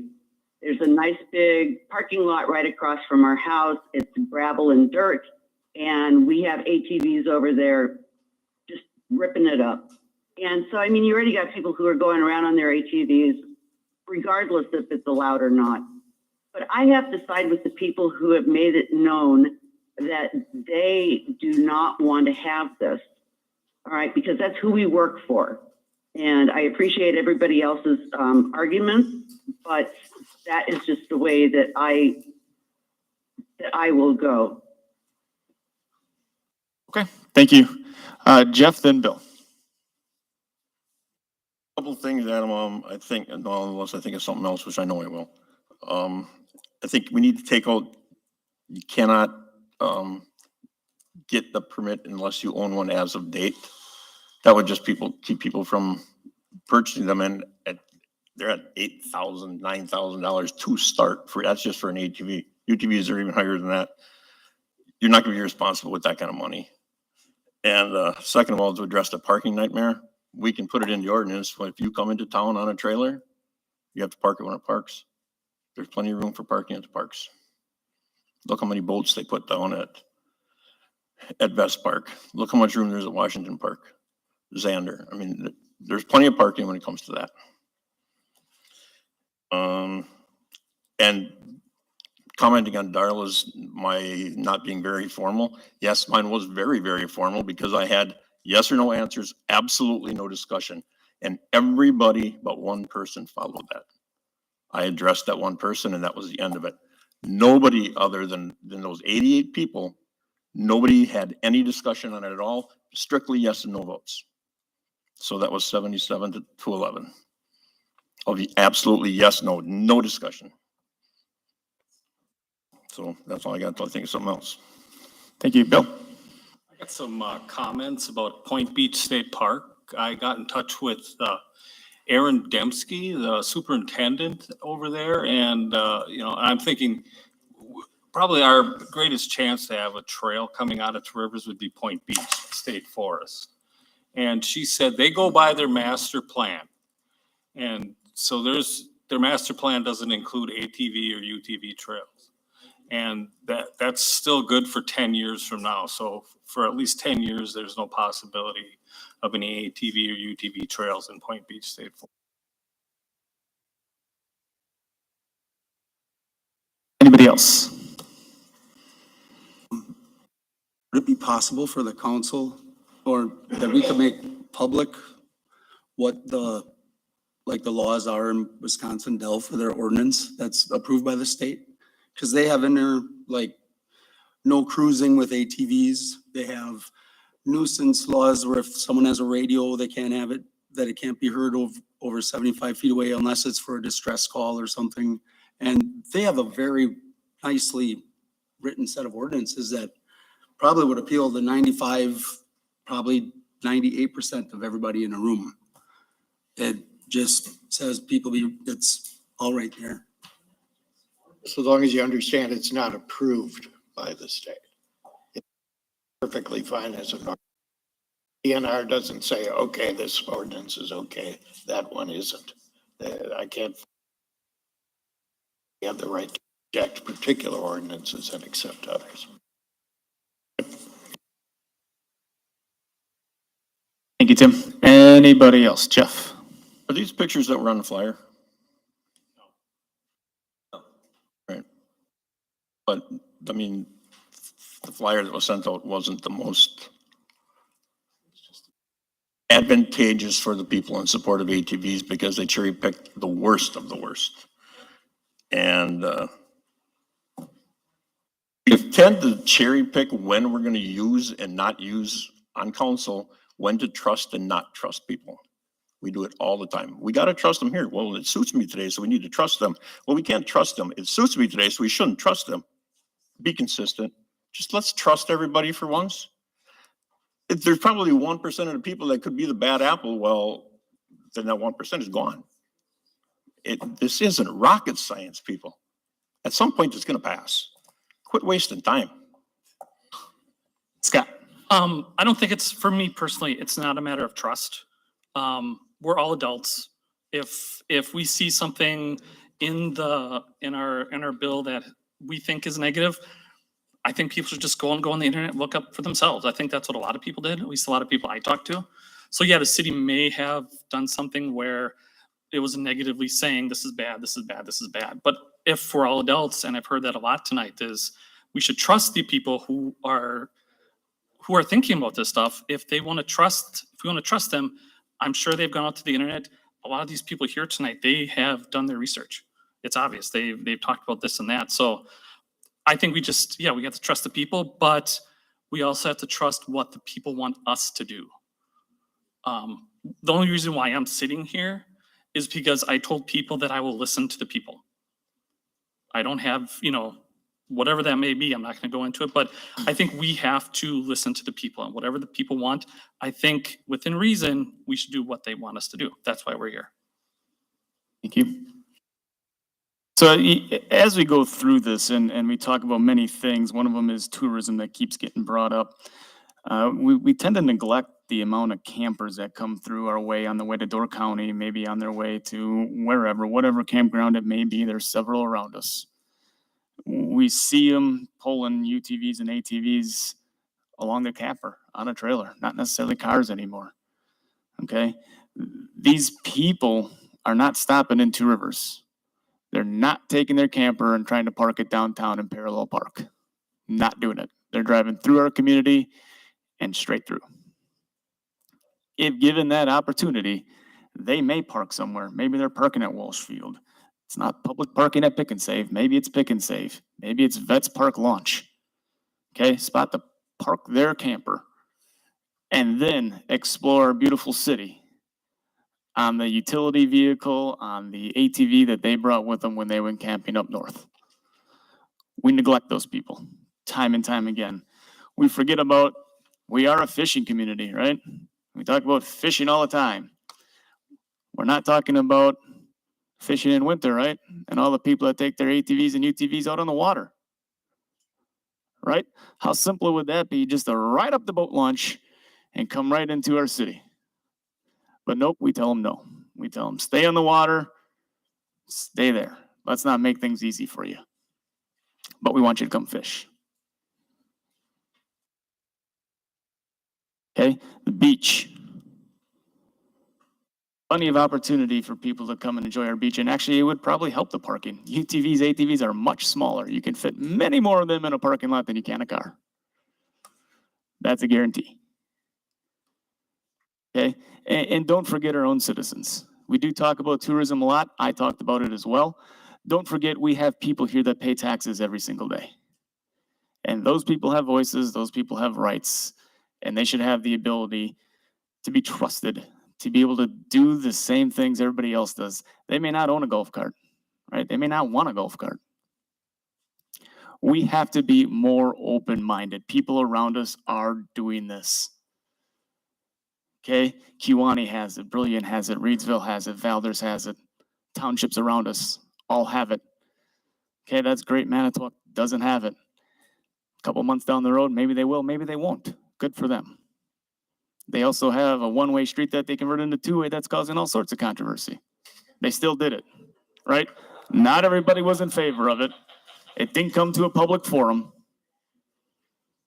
but they did it. Okay? We say we work for the people, and we do work for the people. There's no doubt. But there are times when we have to make decisions that not everybody likes. And we just made one not that long ago to increase fees. So for everyone to sit up here and say that they do whatever their constituents want and vote in the majority, I will guarantee you the majority of our constituents did not vote for that raise. They did not want that utility raise on their bills. I can all but guarantee you that. We don't every time do what's best for every single constituent, right? We do what's best, what we feel is best for growth in our community. Okay, and I get it. Some people think it's going to be loud. Some people want it to be a retirement community. Some people want it to be a tourist community. And you can have this community be whatever you want it to be. But unfortunately for ATV and UTV users, they can't because we don't allow it.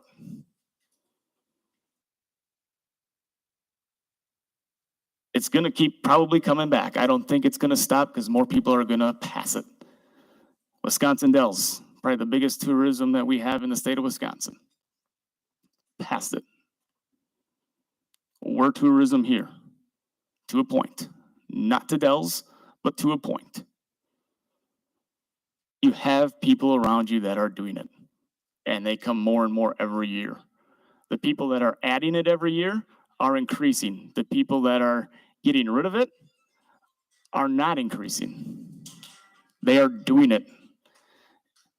We need to get this on a trial basis and say, hey, can we do this? It's a trial. You try it. You see what works, and then you twist it, and you see what else works. And if at that point we say, hey, it's just not working, then we take the signs down and it's over. But you don't know it's going to work or not work until you try it. You didn't know you liked pizza until the first time you took a slice of pizza and ate it. Right? You found out it was pretty good. Probably. Okay? You have to be able to try stuff. Just like it gets talked about all the time. Charge for parking at the beach. Not everybody's going to like it. We're not going to have a public forum on it. Some people are going to like it. Some people aren't going to like it. That's just reality.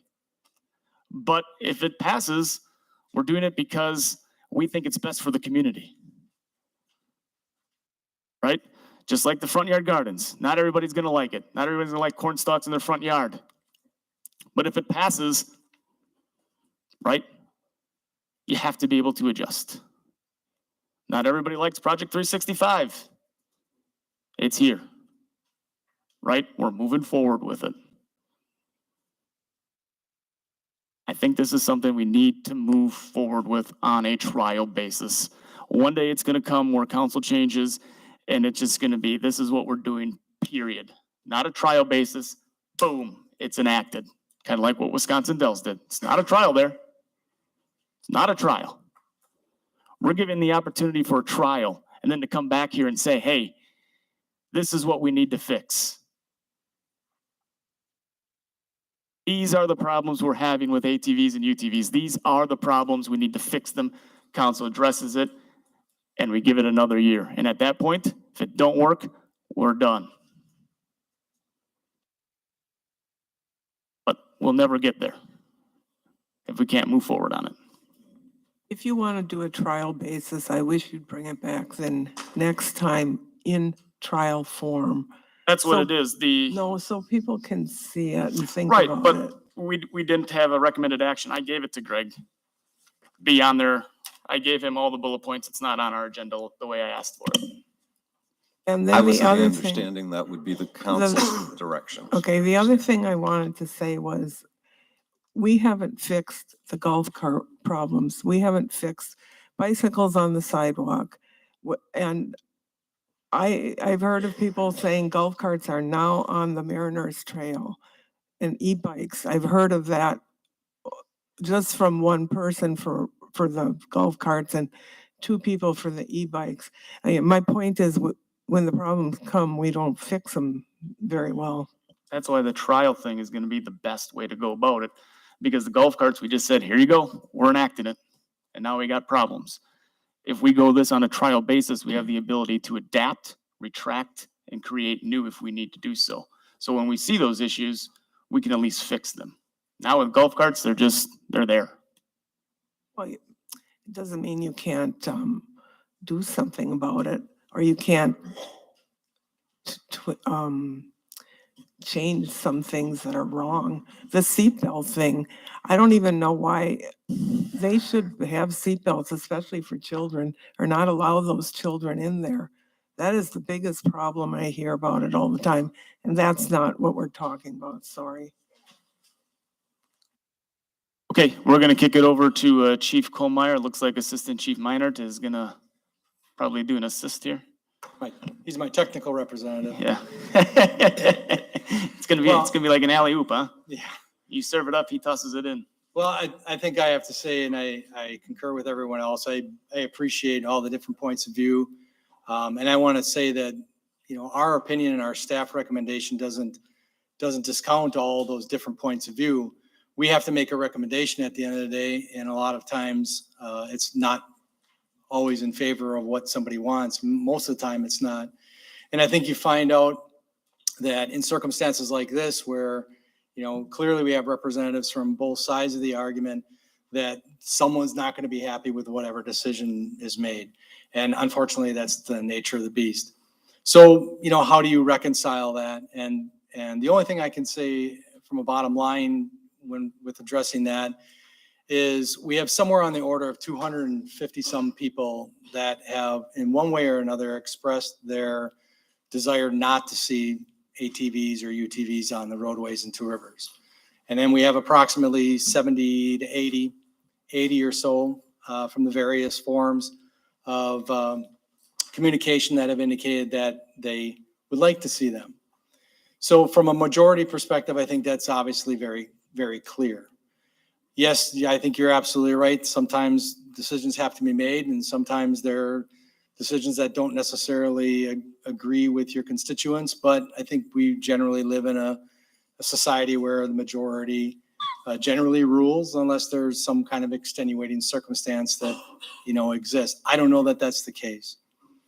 I heard a lot of different things, some not necessarily accurate, and some things somewhat accurate. I think really kind of focusing on a couple of things just to kind of bring it home a little bit without getting into all the minutia of all the different details. First off, yes, the city put out a communication. Yeah, largely there are a number of things on there that I guess you would say aren't necessarily favorable to the proposition of an ATV or UTV usage on the street. That's because there are more things that aren't favorable about it. That's just the way it is. I've heard very few arguments throughout the last several months, in fact, years, of why we should have them. I mean, there's an economic development component to it. That's I guess, questionable in our particular community, given the fact that there's no trails and people are driving through here for other destinations, not necessarily wanting to stop here regardless of whether they're carrying it on their vehicle or not. Other arguments are, well, it'd be fun and I'd like to be able to do it. I don't know how that those outweigh the 2.5 or 2 pages of reasons why we shouldn't do it. But that's our perspective from the police department. That's what you ask from us. That's our view of things. And that's the recommendation that you've been given. When we talk about the laws, I think it needs to be very clear. And I think Jack started in that direction. And that is that we cannot enact ordinances that are more restrictive or not in conformity with the chapter. So it talks about ATVs because that's what the chapter is all about, is ATVs. It's not about UTVs. It's about ATVs.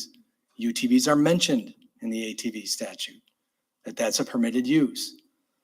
That's why there's a difference there. The other issue regarding, I'll just point out one in particular where I think we were inaccurate, is open intoxicants is allowed on ATVs and UTVs. We cannot further restrict that, as Jack has eloquently stated. So there are things that we cannot enact. I'm sure the ordinance in. I think Jack stated that the other way. I know he did, and I believe he's incorrect in that. And open intoxicants are allowed on ATVs and UTVs. The ordinances that you might see in a number of other jurisdictions, yeah, they exist, and there's a lot of regulations that are out there, and there's model ordinances that do exist. That doesn't mean that they're right. There are a number of communities and chiefs of police and village attorneys that have examined this issue, and they concur with what Jack has stated, what I am stating and have stated, is that we cannot be outside of conformity with the state statute. And so they've acted ordinances that simply adopt the ATV UTV chapter. Yes, you can do some additional things. Maybe you could do some things on time of day, probably not. You probably couldn't do anything about lowering the decibel limits or anything like that. You certainly can't do anything about driver's license, that was stated. And those are some of the primary concerns that we have, is the differences between the motor vehicle laws and the ATV UTV laws, which, by the way, is not a direct correlation or comparison to a golf cart. A golf cart is not an ATV and a UTV. It falls under the motor vehicle statute. So you get an OWI on a golf cart, you get your license taken away. You get a pretty hefty fine. You have insurance consequences. You get an OWI on an ATV or UTV, you get a pretty insignificant fine and doesn't affect your driver's license.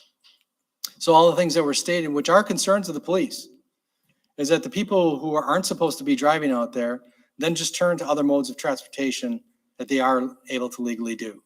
And I think you're seeing that. I've been seeing it. You have people that are riding motorized bikes, e-bikes, and golf carts perhaps. Shouldn't be, because there's an ordinance that regulates that, which we can do, to skirt around the driver's license issue. So, as far as accidents and things, I think it's irresponsible to say that, well, because you spend $8,000, $9,000, $19,000, $30,000 on a vehicle, whatever it is, that somehow you're automatically responsible.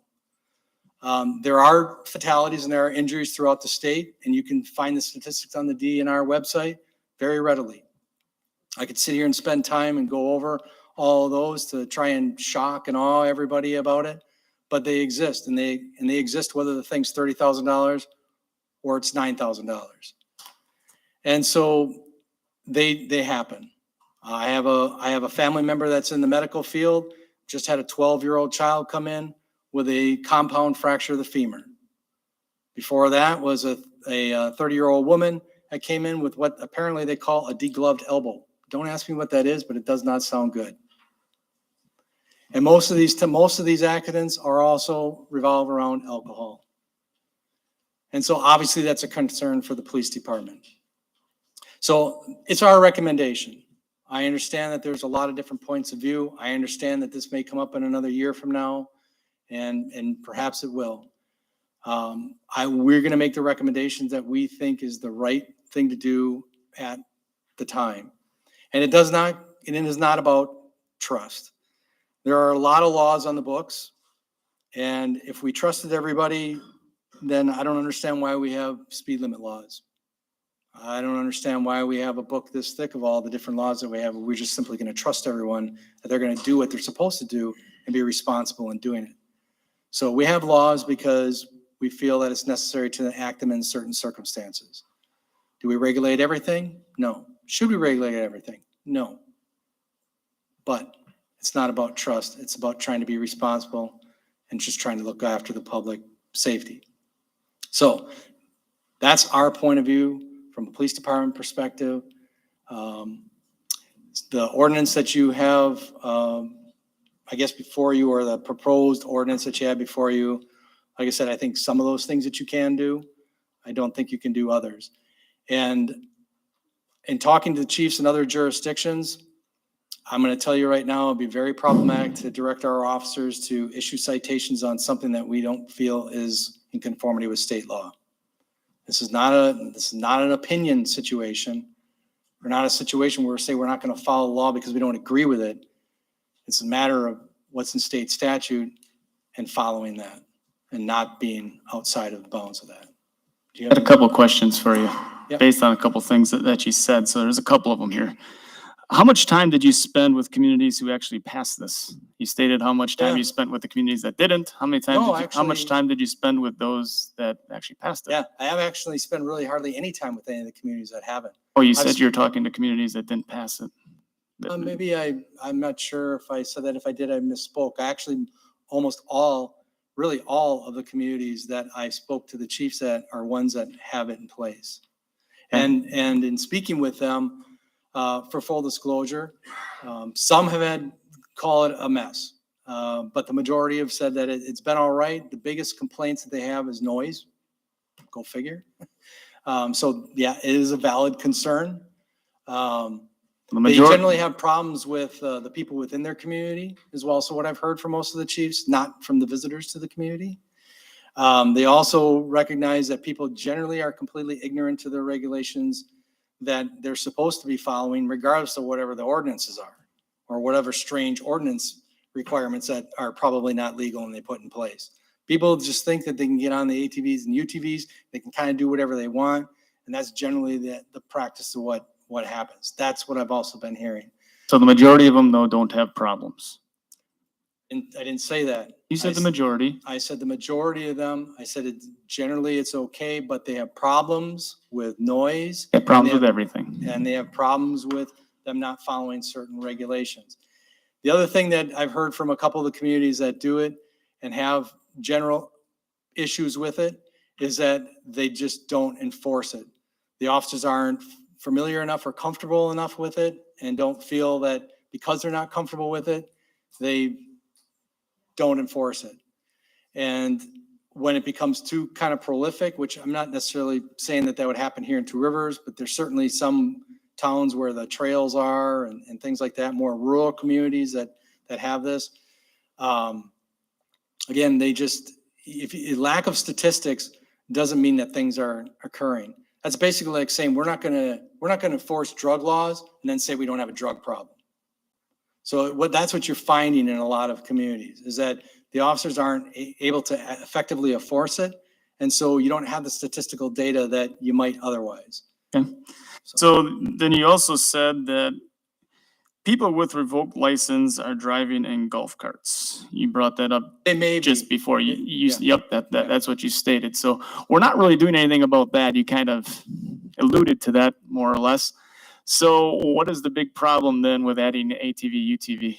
If we're not enforcing the one that's on the books with the golf carts and we think we know what's happening and we don't stop it, but yet it becomes a big problem with ATV, UTV, but not with the golf carts. What I'm saying is I'm not ignorant to the fact that it may be occurring in golf carts. Now, the thing is that we have to have probable cause to stop anyone. So we can't just stop a golf cart because we want to and then check and see if they have a valid driver's license. So there's plenty of people doing it probably with golf carts. I'm not in a place to say that. Okay, but So- there's probably people doing it, correct? There could be, but then the other point that needs to be made here, which I think that you might be missing, is that we do have an ordinance that we can enforce that does require a driver's license. We cannot do that with ATV and UTVs. So if we do stop a golf cart and we do find that they don't have a driver's license, we have some enforceability with that. That is not the case, would not be the case with the ATV and UTV. But we're not doing it. Well, because we're not getting the complaints. So I know what Councilperson Shimilonis was saying as far as where they're not following the laws now. And I would agree with that to an extent. Please don't take my words to the extreme, okay? So what I'm saying is I agree that there is an element of that. And so there are people, and I hear it quite frequently, that will come up to me and say, yeah, golf carts, I don't like the fact that they weave in and out of traffic, or maybe they didn't yield the right of way to me.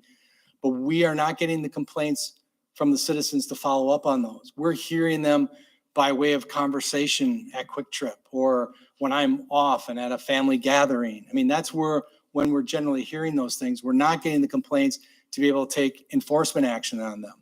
No, I understand that. What I'm trying to get at is the fact that they're happening with those, but we're not taking the rights away. That's what I'm getting at. Right.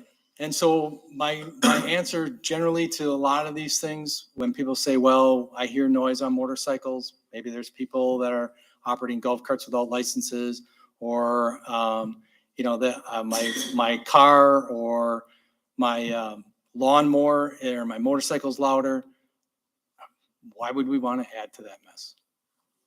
And then the last one that I had for you was, I know you have a relative that works in the medical field. I as well have 3 that work in the medical field. And I did talk to them, and a lot more come in from accidents off motorcycles and mopeds. Oh, I'm absolutely sure. But we don't outlaw them Yeah. because of accidents. I don't doubt that. Jeff? When you talk to the other communities about the noise, did they tell you like timeline shortly after ordinance was passed, 2 years into it, 3 years into it? Did the noise complaints decrease No, they've been over just. time? No, not necessarily, no. I find it hard to believe because it's a very vindictive society, and your naysayers will say till the end of the world that, oh, they're noisy, calling complaints. Year 2, they should come down. Year 3, there should be less. That's what I'm getting at. Well, if you have People opposed to it will be Yeah. your first 2 complaints. If you have the ability to enforce it, I think I would tend to agree with you. Right. Yeah.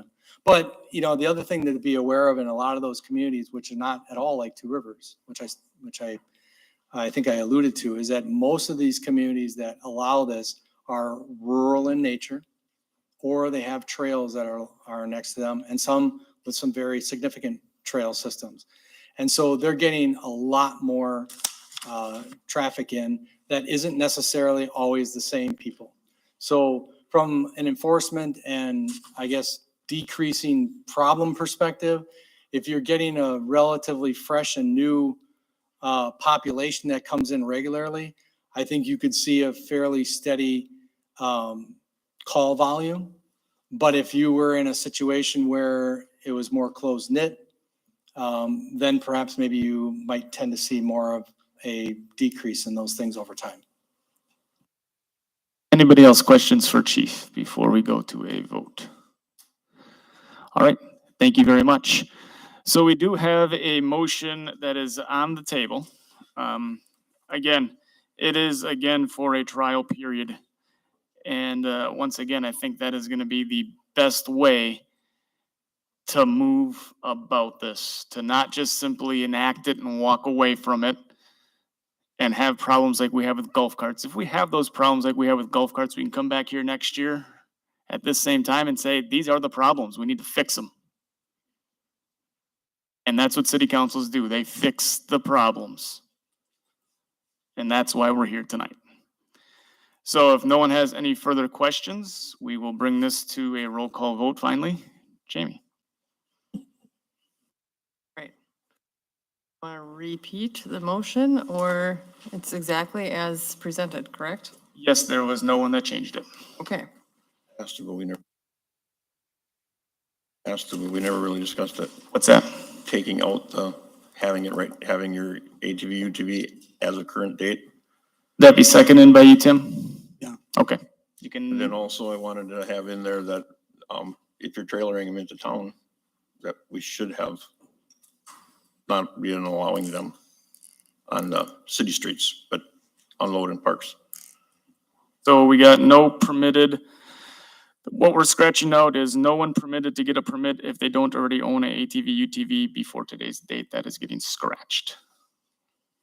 Just cancel that other one because it'll just muddy the waters for people.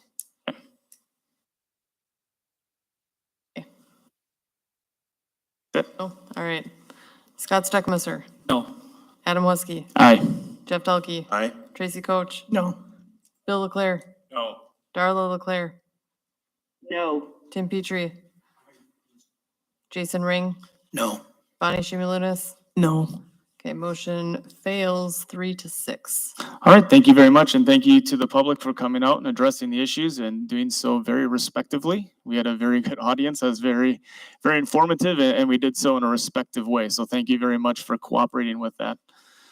On to number 7, which is input from the public. Any council members that have any constituents that they have heard from that they would like to talk about, we'll wait for the audience to leave before we continue on. Just hang on. We're gonna hang on. We got quite a bit of noise here with people leaving.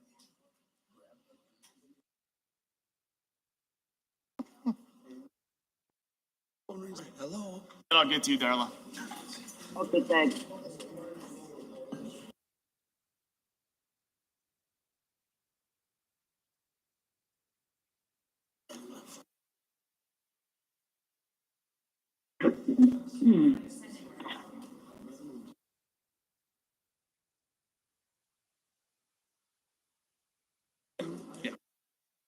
Okay, if you're staying here, if you could quiet down so we can finish up. If you're leaving, that's perfectly fine.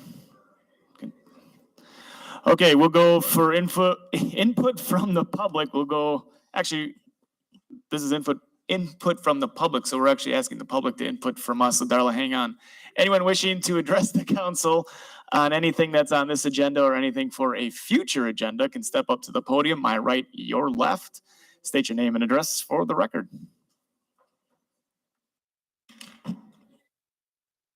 Hello, again, my name is PJ Stevens, or Pamela Stevens for the record, at 3411 Parkway Boulevard. Last time I was here on June 6th, I saw and heard, I should say, a blatant violation of Adam on pro quo. Do you know what pro quo means, sir? I don't. Well, you were in complete violation of that. Okay. And I am surprised that you are still the president of this city council because of that. You told our chief of police that you would shovel his driveway if he would change his view That was for not the stated like that. UTV. Yes, sir. The chief of police will, I would assume, will tell you the same thing. It was not stated like that.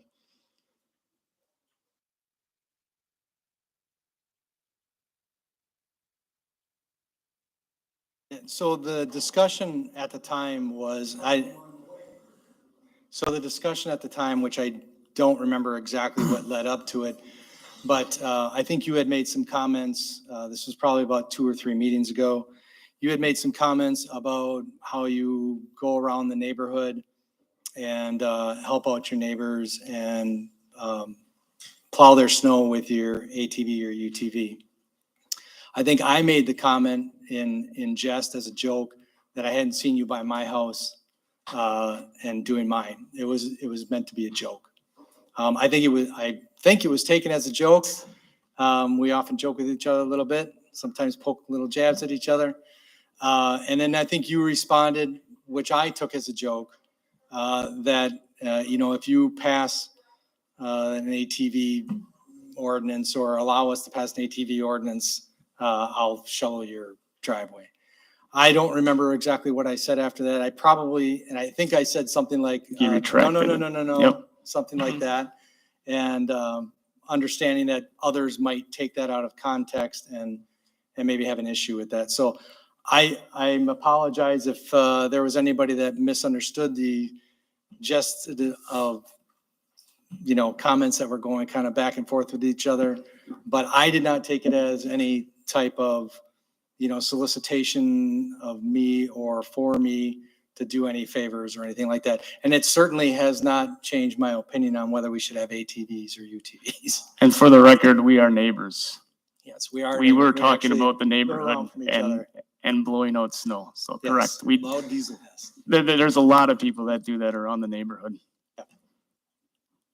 So that's all. Thank you. Yes. Can I comment on that? Sure. 'Cause I was witness to that back and forth, and Sure. I interpreted it exactly as you two Yeah. just described it here. Yeah.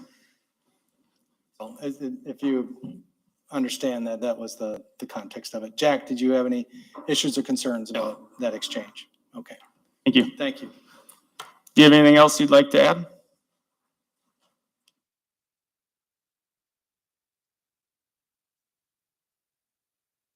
I request that the lawyer and the city manager review that taping during that day, please. Anybody else for info from the public? Go ahead. Please state your name and address for the record if you could. Janice Van Dries, 1829 31st Street. Because it's already been a long meeting tonight, I'm not going to ask you to address this tonight, but I'm looking for you to look at it in the future. And that is the cost of ambulance service in Two Rivers. What people are charged for the use of an ambulance or an ambulance call. I, for one, did request an ambulance, was not transported to the hospital, and received a bill from the city of $900. I think that's pretty outrageous. And I'm just asking the council to look into that. The reason for that cost was it was called advanced life support. I received no advanced life support. I received no medication. I received no IV. I received no oxygen. I received no CPR. And I received no transportation to the hospital.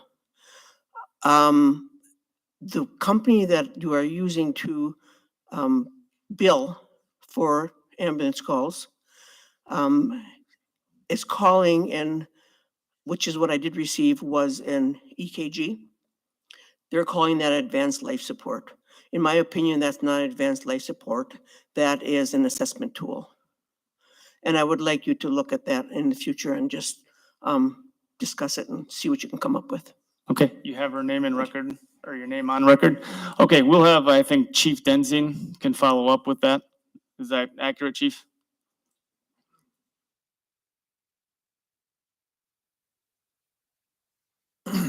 Yes, we've been dealing with this already. I'm sorry, ma'am, I forgot your name, ma'am. Janice Van Dries. Janice.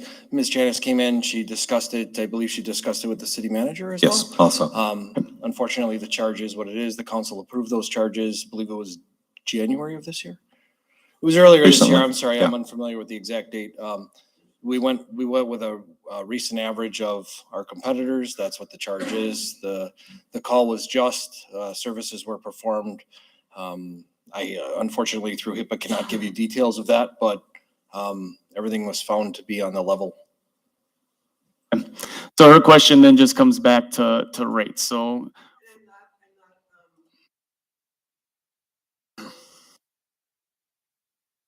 okay, so you're asking us to relook at the ordinance for what we charge.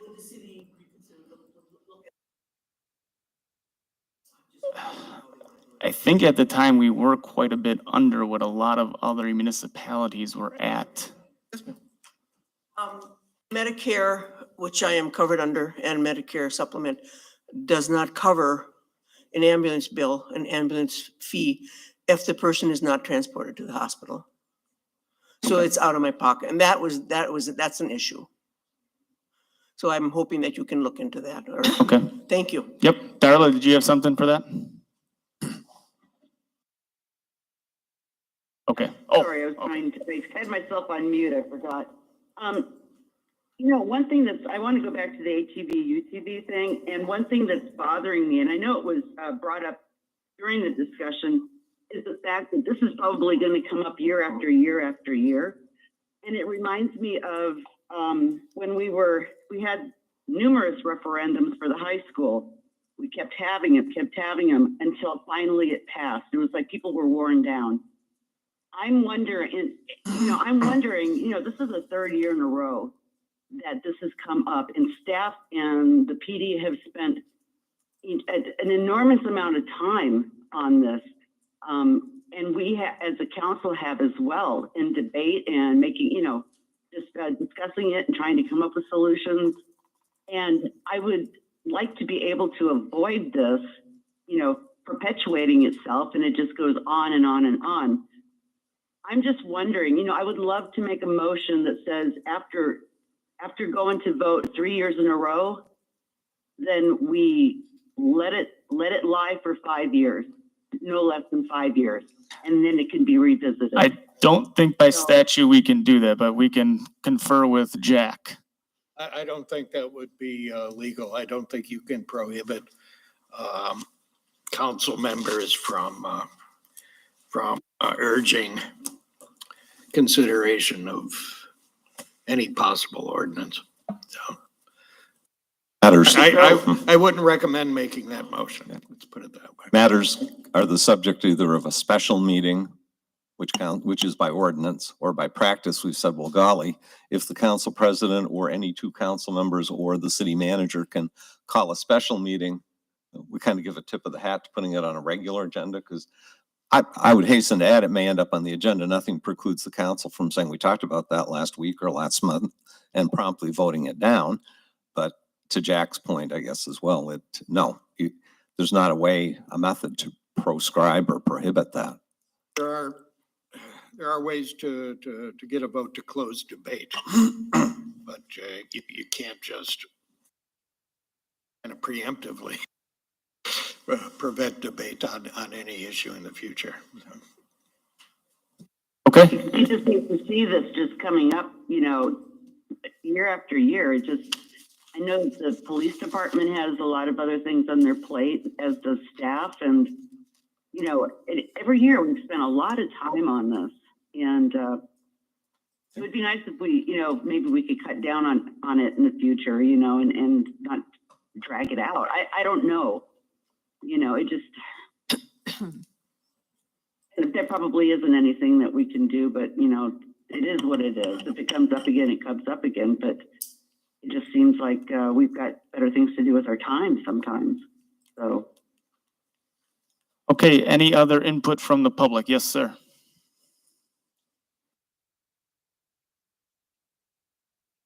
Edwin Knudsen, 2214 Jefferson.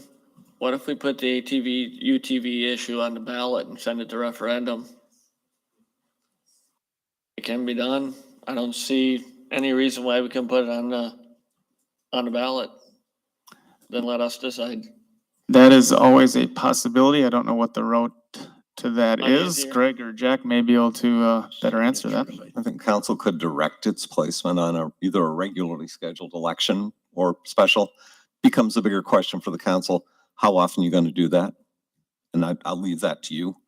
Does every issue all of a sudden rise to being on a ballot? So we have like an annual town meeting instead of representative democracy, which you're elected to represent opinions and use your judgment on behalf of the people that elected you. That's your call. It's legal. It wouldn't be the first time that even an election that we went to ballot with an ordinance. It wouldn't be the first time it was done in the state. We did with the Constitution. We had a constitutional amendment. It's been voted on in other cities. It's been a referendum issue in other cities, villages. I've seen that. I don't know how long it takes to put it on the ballot. When's the next election? November. I don't think there's anything big on that ballot, though. Yeah.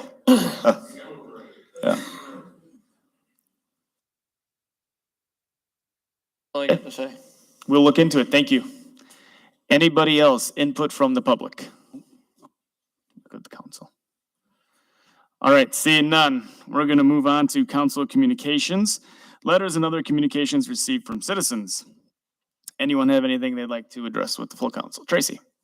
Actually, I have received several comments, complaints about golf carts. About what? Golf carts. Okay. And so, possibly at some time in the future, could we revisit that ordinance? Okay. And discuss the problems that they're having and how we can fix that. If you have, Even if it means that we're gonna have to like get rid of them or something, if to there do it are, because- if there are certain complaints, can we get them written down and then that way we can throw it out as an agenda item, either Yeah. for the work All right. session or right. for any regular meeting, really, now that they're all taped. The notepad by my phone has. Okay. So if you just want to shoot me an I'll go email, back there and look at the specific complaints. okay, and- can you and send me an it to email you. on that? And then we'll put it on the agenda. Chief, do you want to speak to that? Yeah, I'd just like to say, like I mentioned before, we really receive next to no formal complaints regarding golf carts. So it's all kind of word of mouth and anecdotal information that we get.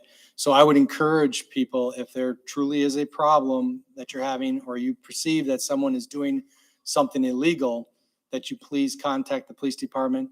You can certainly reach out to your council representatives or other people in City Hall.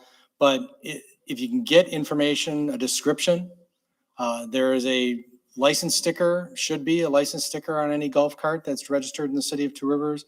The numbers are fairly large. If you could please get a number and we can address that situation directly, that would be much appreciated. Because again, when we hear things, that's just word of mouth and that's just talk. We don't know how accurate or true it really is. All we can do is assume and suspect something.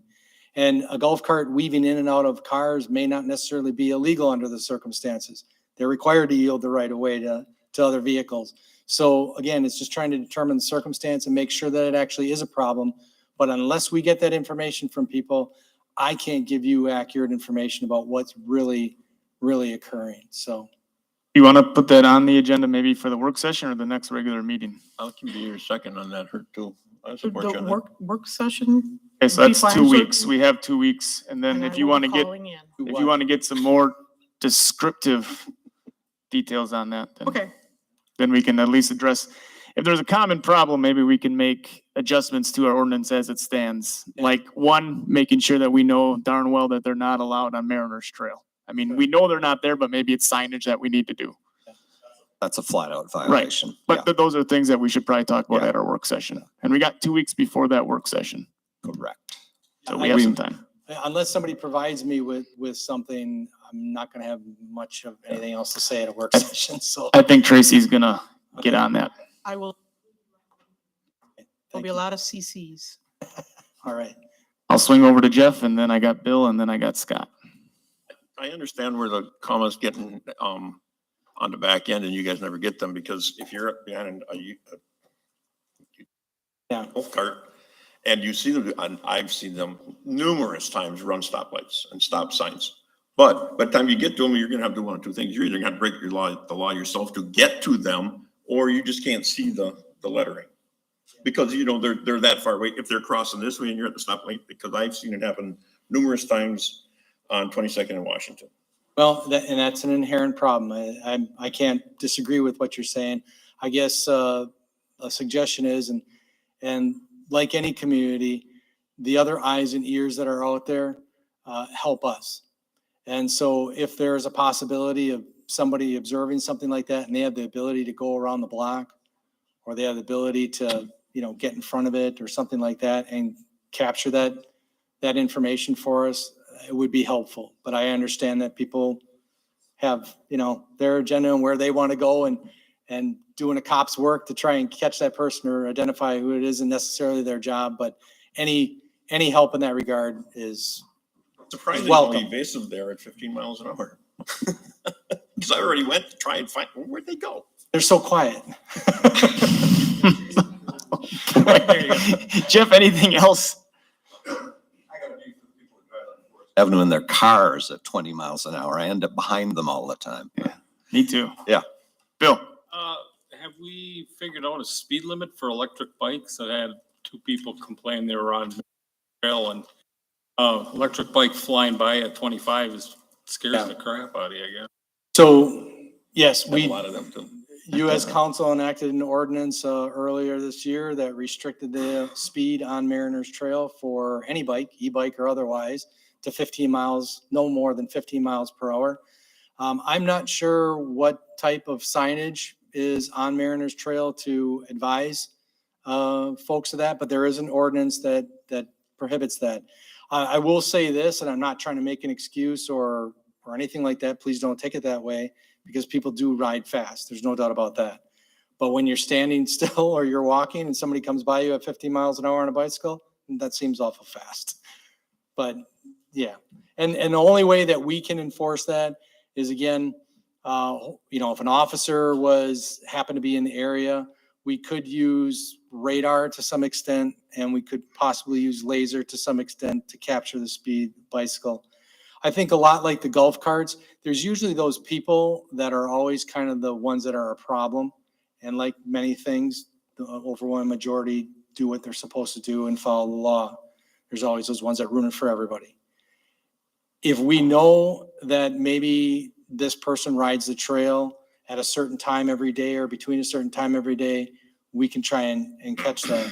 And a lot of times people are creatures of habit like that. So that's the same thing with the golf carts. So any information is very helpful. If I would point out too, we have a good working relationship with Friends of Mariners Trail. They're good about jointly funding projects.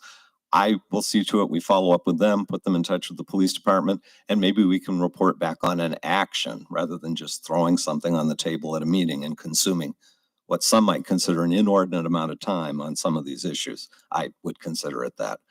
We can deal with that. You already passed an ordinance setting the speed limit.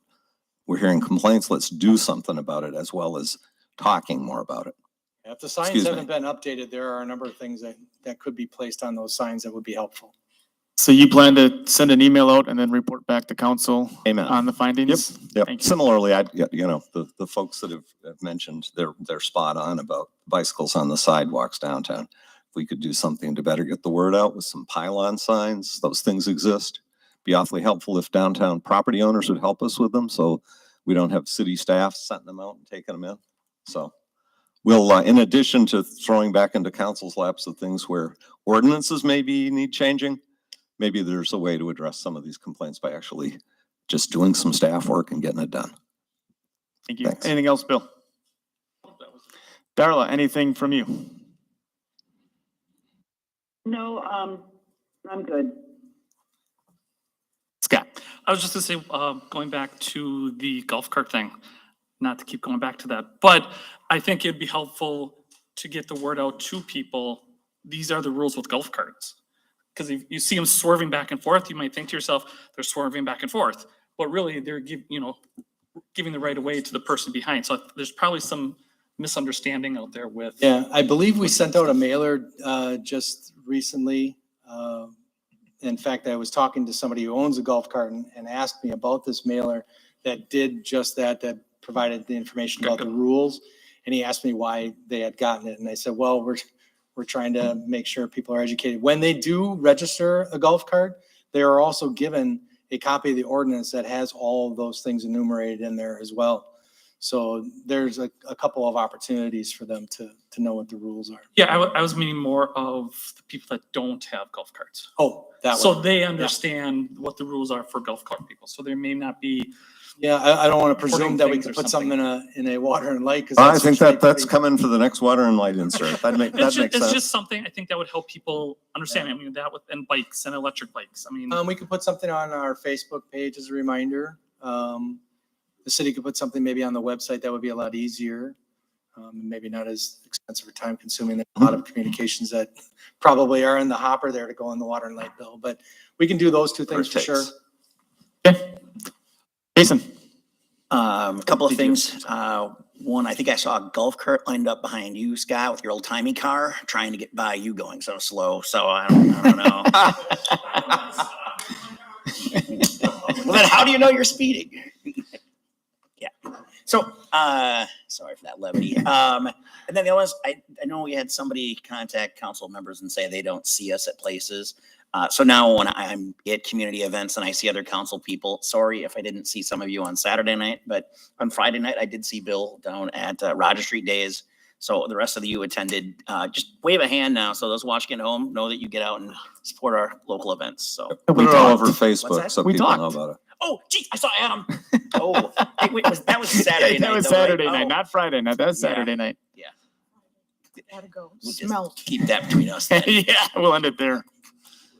Yes, Okay, I I had, Scott had another one. Yeah, just real quick, someone had called and left me a voicemail. They didn't leave their name and their phone number was blocked.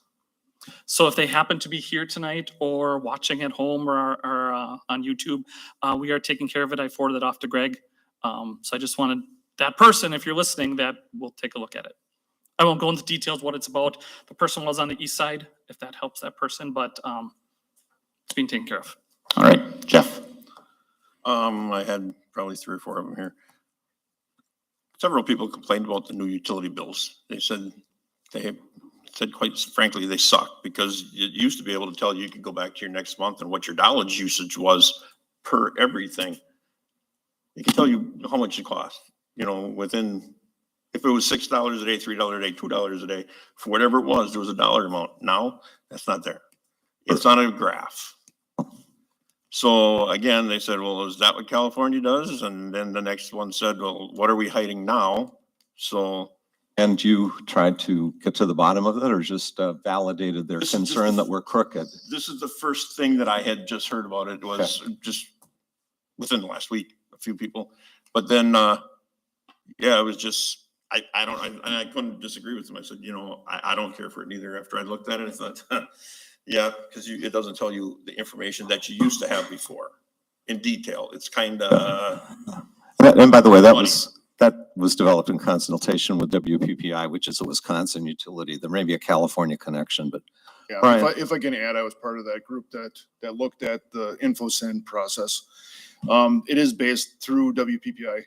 We became the 41st member out of 51 members of WPPI that actually went to InfoSend. The actual complete set of bill, envelope, and return address or envelope is actually cheaper than a postage stamp that we can actually do it right now. So it's also cost savings for the. Do we have some flexibility though in the content? I mean, if the way We the can- information we is can- presented Sure, is a we can concern. look That was at, just a see slight if, remark, but I mean, the content in it, remember how it used to give you your breakdown per month, what it costs per unit? And that's gone. we can look into that, what details we can provide. Going into it first, 2 months now, it's kind of, we'll find out what's working and what's not working. So. Because it was nice kind of tracking, what it was. Yeah, it was recommendations from staff from WPPI that works with the InfoSend program, so. That could be taken up with the Utilities Committee. That'd be a good place for that discussion. I think Tracy chairs that one. Tracy, Into your account, look online. Well, is that something you can take up at utilities? I I'm think, not in utilities. you're not? I'm Public Works. Oh, Public Works. Darla, I'm sorry, Darla. I'm on utilities. Sorry. Darla's the chair of that. Darla, can you take that up at Public Works? At utilities? The formatting of the utility bill? Right. Okay. Yeah, we could definitely talk about it then. Okay. Yeah, I think there is more. Online, you can go online and look more deeper into your billing. Is that correct? Okay, so the process is going to be there. So if you can log on and look at many more detailed reports, then I think the city has to pick how many things they put on the utility bill with each month's mailing. So I think when the ability to log into your account and look at things live, you probably get access to all of those. Okay. Another one on the utility bill, like. You want to speak to that? Yep, go ahead. I just wanted to ask Jeff just to go ahead and send me an email with the concerns that he heard, so that I'll have that and we can talk about it at the next thing. And Jason, yeah, as far as being able to go online and look at more detail for your bills, it's really cool. But I have to go along with Jeff. It's nice to be able to do a comparison at first glance when you open that envelope. So I'm sure we can come to some understanding on that. the 12-month consumption on there was really nice, having a breakdown of dollars and cents, how much it came to. So another one on the utility bills, they said, we understand that we had to vote for the increase. Dollars. How did the increase?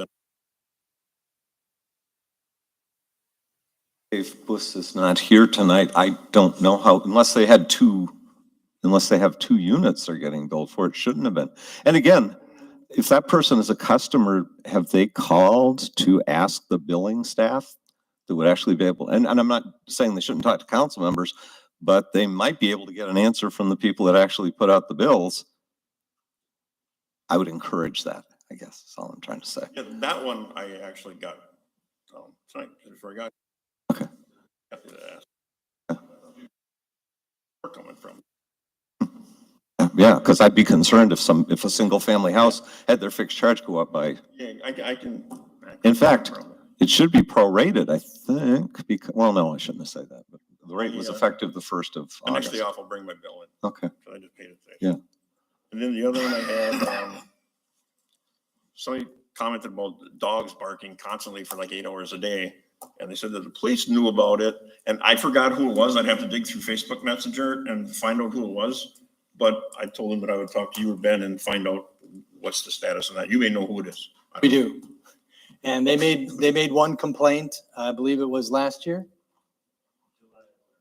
July of last year. The officer went there, made contact with the offender and had a discussion with them, and we have received no complaints after that. So I'm not saying that the dog next door has stopped barking, but we haven't been advised that there's been any additional complaints. So that's a fairly common thing.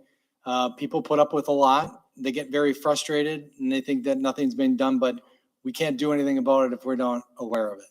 Right. So. I'll read through that, reach back. Yeah, we would just suggest that just please contact us when it's occurring. The other problem that always happens with barking dogs is that the officers will get there, they try and park, and listen for a while and see if they can hear it. And once they hear it, that's it. But, if the person brought in the dog, by the time the officer got there, there isn't a lot they can do in those circumstances. So please just keep calling and sooner or later it'll be resolved. Anything else, Jeff? Connie? A couple of weeks ago, somebody came up to me and said, the city council is doing a good job. One down, a little more than 11,000 people to go.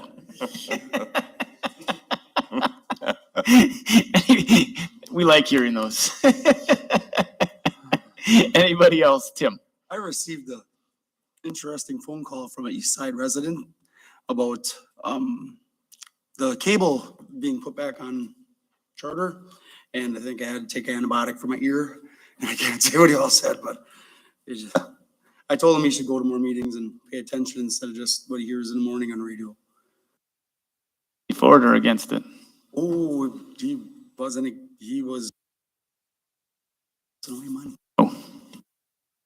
You better pay attention coming up in the meeting here. That's the latest way I could say anybody. I was like, dude. Anybody else input from the public? Yes, Tracy. As long as we're doing positive, we participated at Night Out at the beginning of the month. And I did have a couple people come up and say, thank you that y'all are doing a good job. Good. That's good to hear. More than one. Yeah, I like that. Look at, we're getting all sorts of them now. I had one, and it was someone called in and said that the cheap houses that are in our city are bringing in problems, which there's not a whole lot we can do, but it's out there. We know that that can be a problem sometimes when you got cheaper housing, that sometimes you get those neighbors and it's not always peaceful. So, we're struggling at a staff level as we look at next year's budget, which I'm here to tell you, and I'll tell the finance committee next week, isn't going to be a cakewalk, health insurance costs, other things, inflation generally. But that's a recurring pattern, and it's cheap houses maybe that end up owner occupied. It's inexpensive housing that ends up being converted to rentals. And we can either observe it and quantify the problem or devote more enforcement resources to it. And that's going to be one of the challenges. You know, do we need, I'll start with rental. Do we need a rental housing inspection ordinance?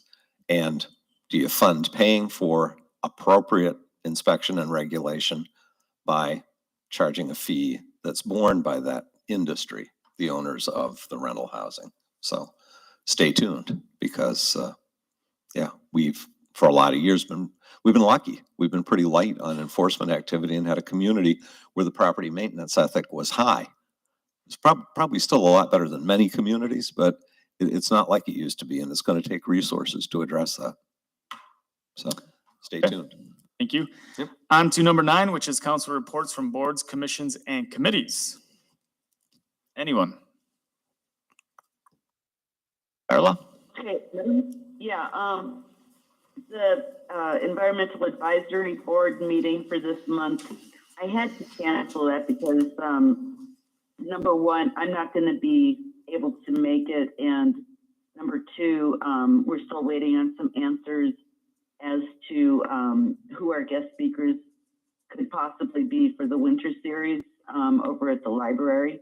So we're working on that, and but yeah, we'll have a board meeting next month.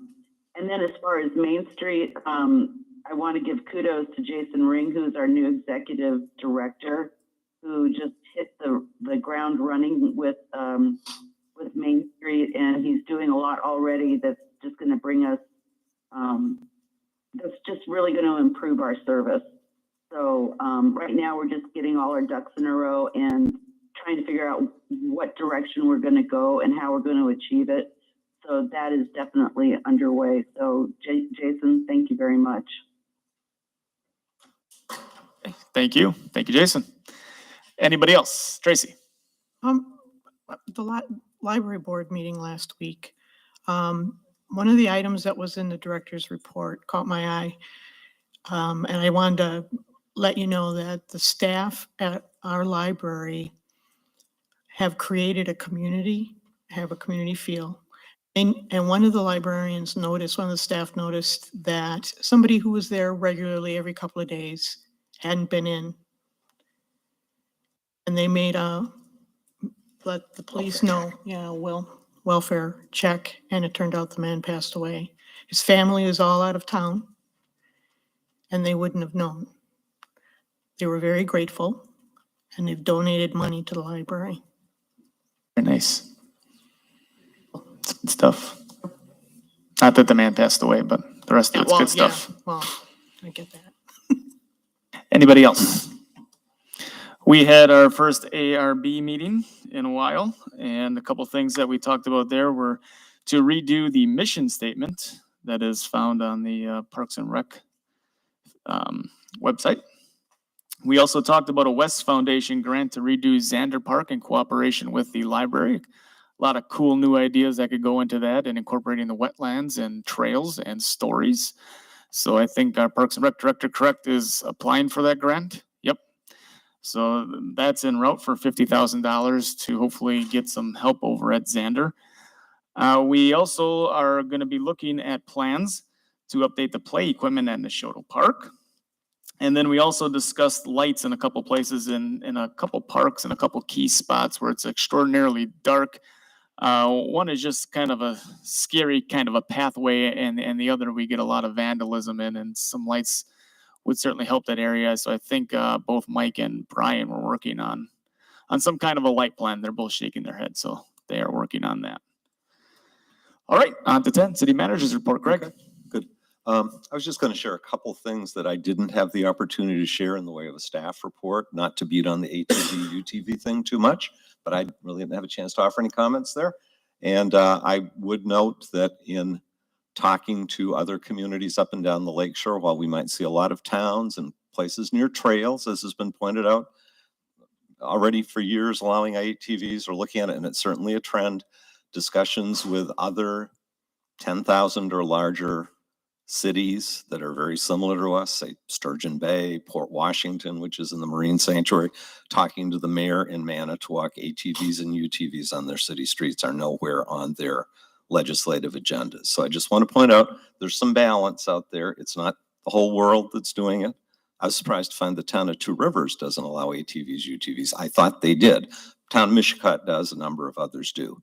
But there are communities that are very successful in growing their tourism, and they have a philosophy that doesn't embrace this particular issue. So thank you. And we will, honestly, I think in fairness to the people that did bother to sign a petition and did email the council, at least cross-check that petition against the list and let the council know, even though the decision's behind you, how many people from the public you serve and I serve did communicate on the issue, because we don't really know that as of tonight.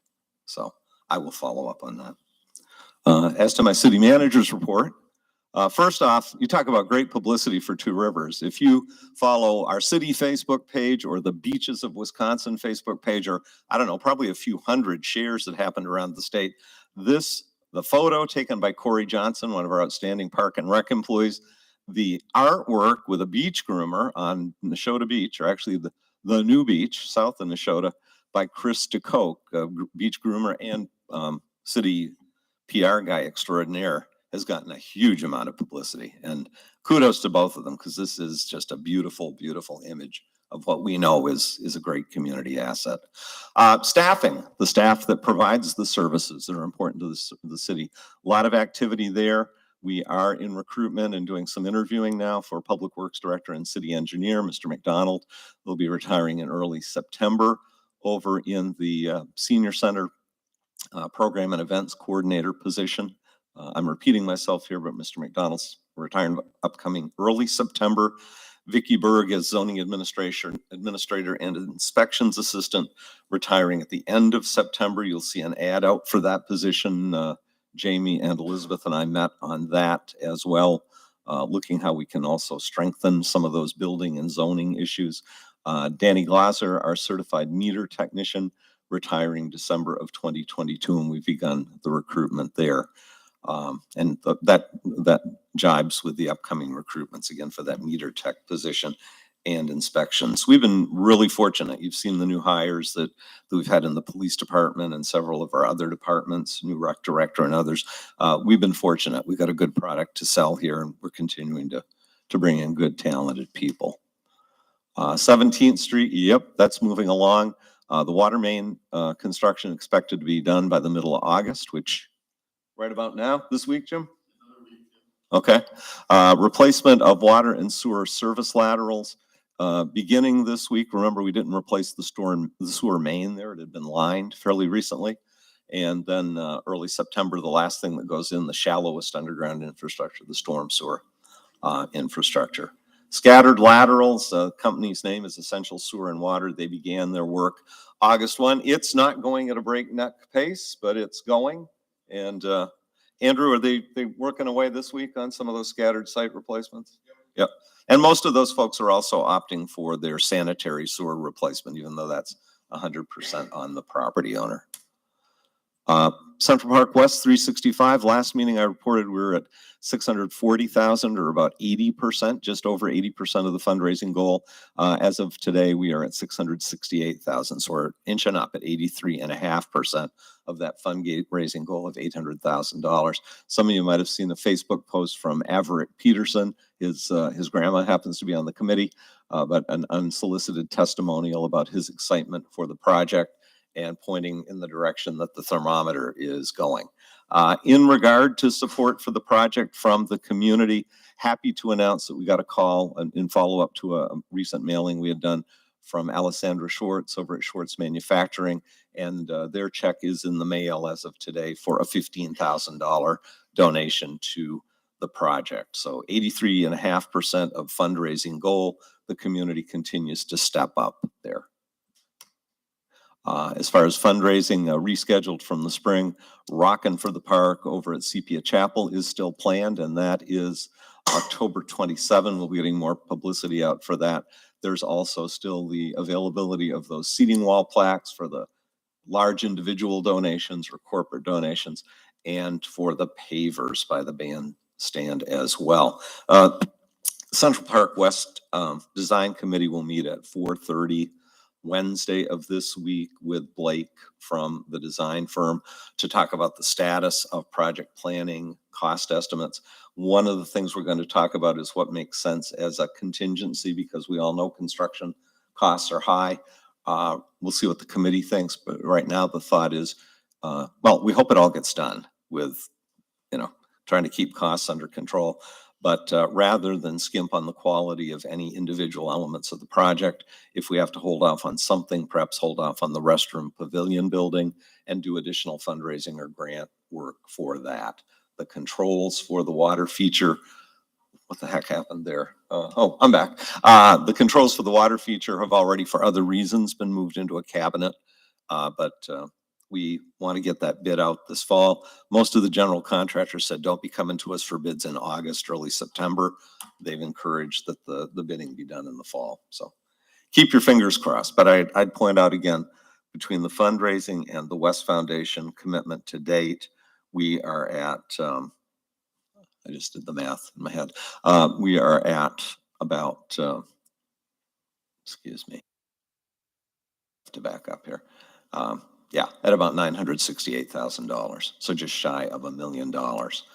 That's pretty significant coming from community sources for a project like this. And yes, there are varying opinions, as there are on everything in the community.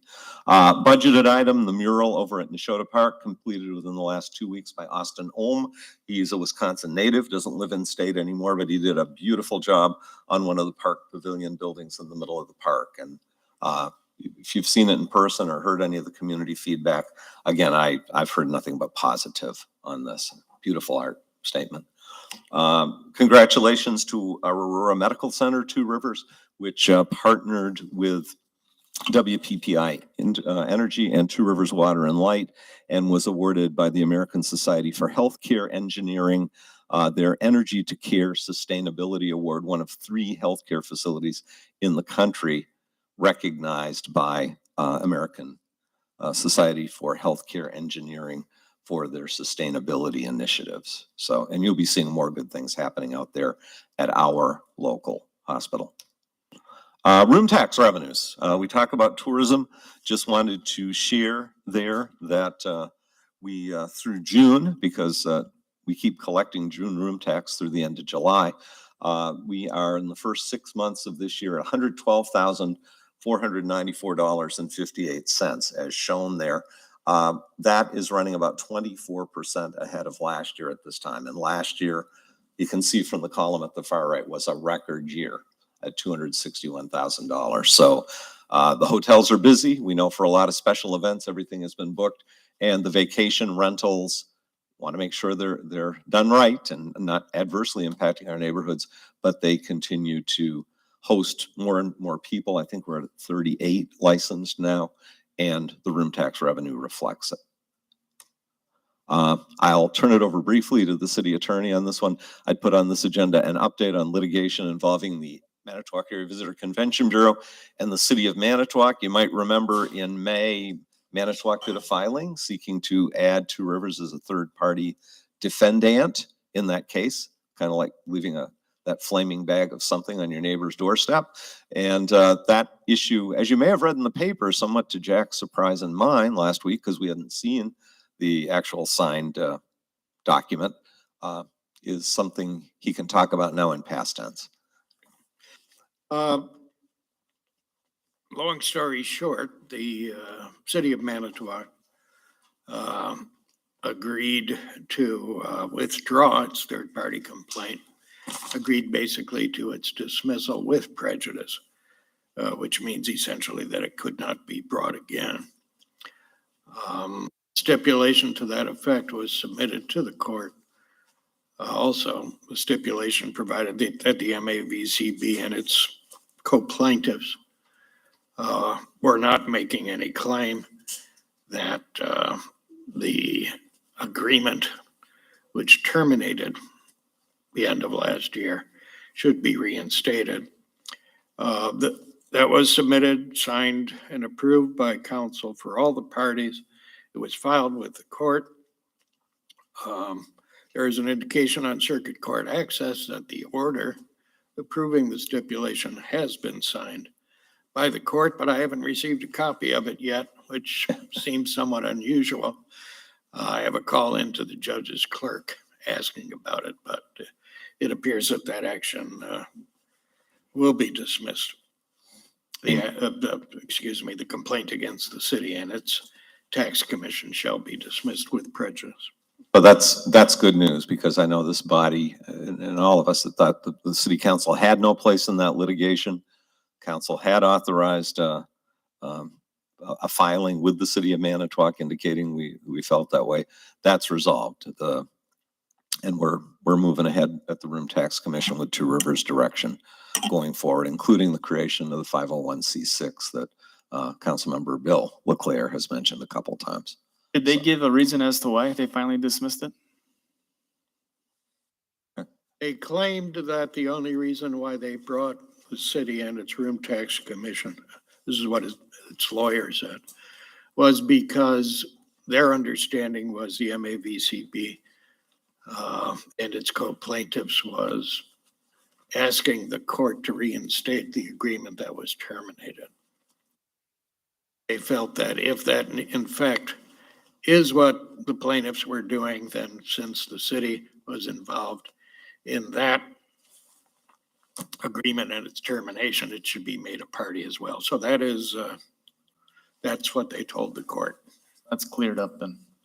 Good. And the Room Tax Commission and it wasn't a huge bill for Jack's firm's representation, but the legal bills involved in disentangling us from that have been paid out of 258, the room tax related fund. So stay tuned on that.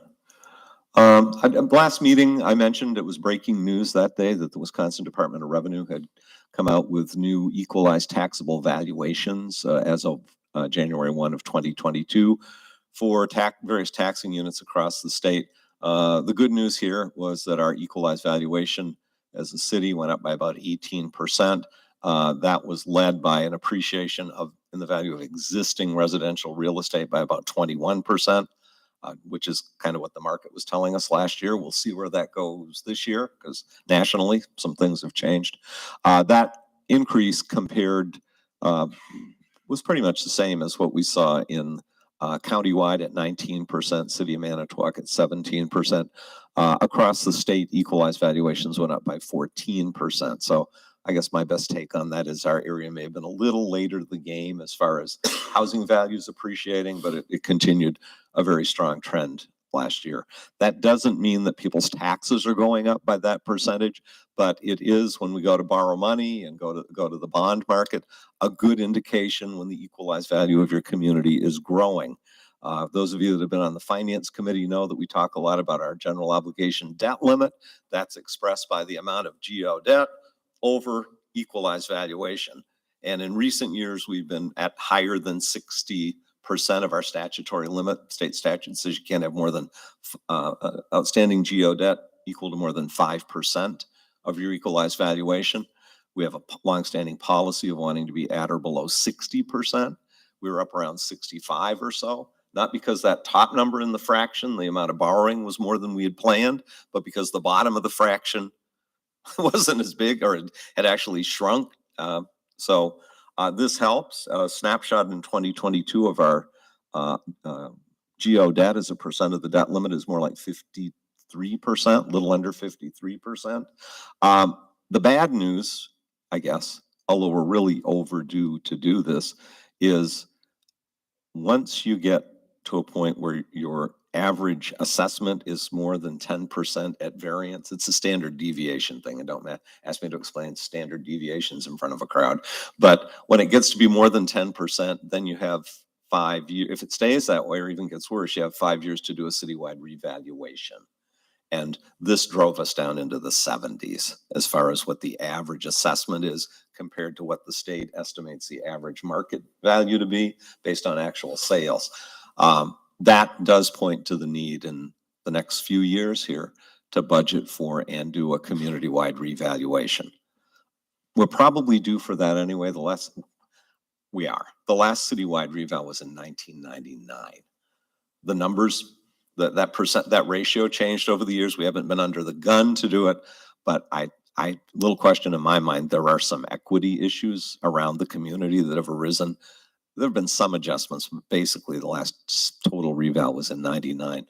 So I expect We aren't going to be doing it next year, but I'd like to get our city assessor in to talk to the Finance and Personnel Committee for starters about what's involved in a reval. How do we budget for it? How do we plan for it? Again, if we did a reval and every house in town went up by 50%, that doesn't mean the city gets to collect more money. It's really much more an exercise in equity. And, you know, do we have equitable valuations of properties? And even though the schools and the county and LTC and everybody uses our assessed values derived by the city assessor to levy taxes, it is on the city to maintain that system. You all know that, but that's coming, and this just gets it that much closer. Talking about a few lighter things, we've got some concerts coming up. The Clipper City Chordsmen, this Thursday would be the 18th, not the 15th. This Thursday, the 18th in Central Park. Jurassic World Dominion, the movie, at Neshota Beach on this Friday, August 19. Bands on the Beach, Sunday, August 21 from 2 to 6 at Neshota, Breakwater Rocks. And then back down at Central Park on Thursday, the 25th, Out of the Blue in concert. Summer's kind of winding down. We're midway through August. Some good things happening at the beach and downtown and around the community. So get out there and check it out. Band at Neshota Beach, Running Blind on Saturday, the 27th. And then the 17th annual Kites Over Lake Michigan, or at least darn close to Lake Michigan, out at the Two Rivers High School, Labor Day weekend, September 3rd and 4th. And we are very much hoping that with a little more drop in Lake Michigan, Chow Chong and the great folks that bring us Kites Over Lake Michigan will bring it back to Neshota Beach for 2023. So that is that.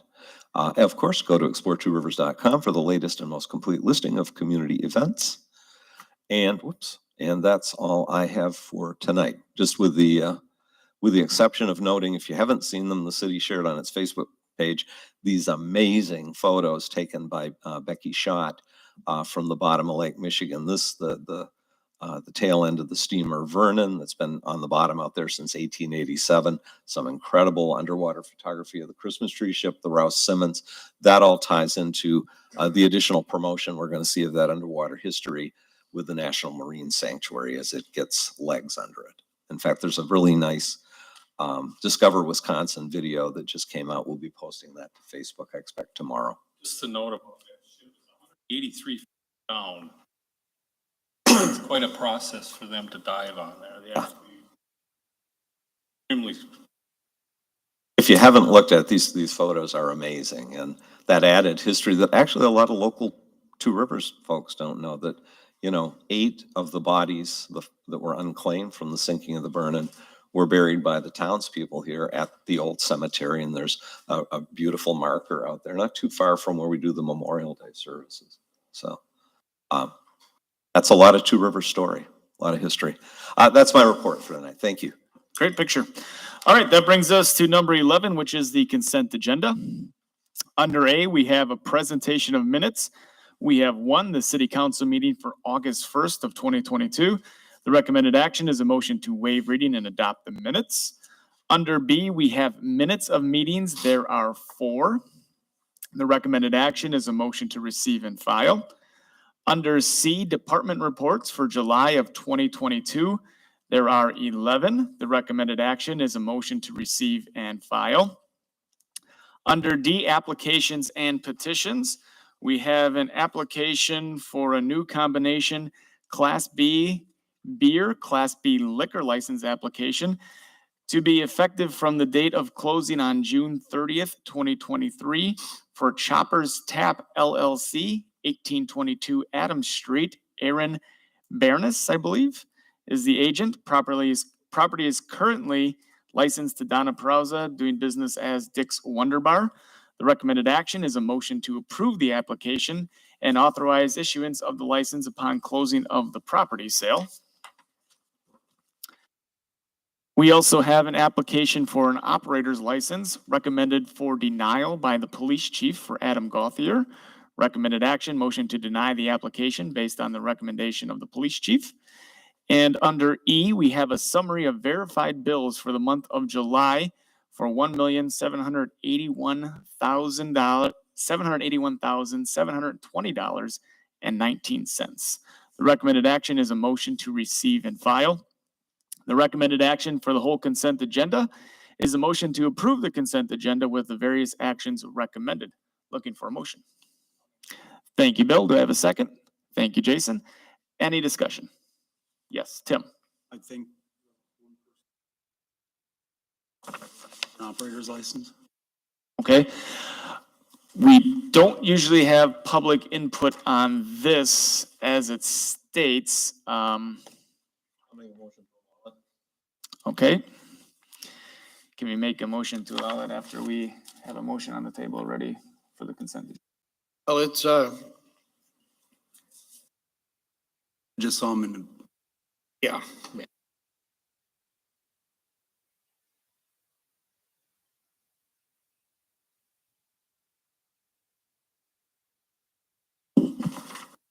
They say if it's a matter of time, it'll take me about 30 seconds and I'll be out of here. I just gotta make sure we're doing stuff legally here, that's all. I don't mind you speaking, but we gotta make sure that we're doing the proper procedure.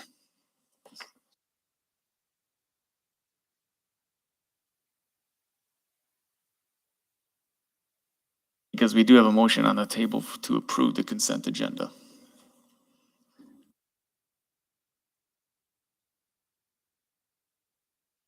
On council discussion, can I waive that and have him speak? I think I'm not sure. I think you can with the consent of the council, so objection. I would move to allow him to speak if there are no objections from anyone on council. Seeing none, go ahead, the floor is yours. All I have is two pieces of identification. One is my Manitowoc bartender's license. The other is my VA veterans card. And I'd like to amend my application. Instead of having me fill in the shells, I'd rather have it be Berserkers. That's it.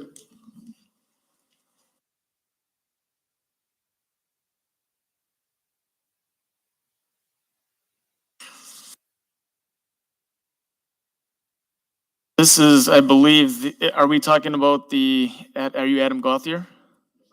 Okay, so we're under 2 for the application recommended for denial. That's what we're on, Bill. And the chief gives the reason for his recommendations. So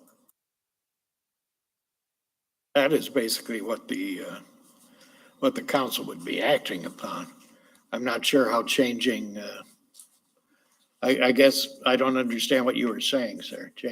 Changing it to Berserkers, I don't see how that addresses. Right. I didn't realize that Mr. Petrie was a member of the city council when I first talked to him in that.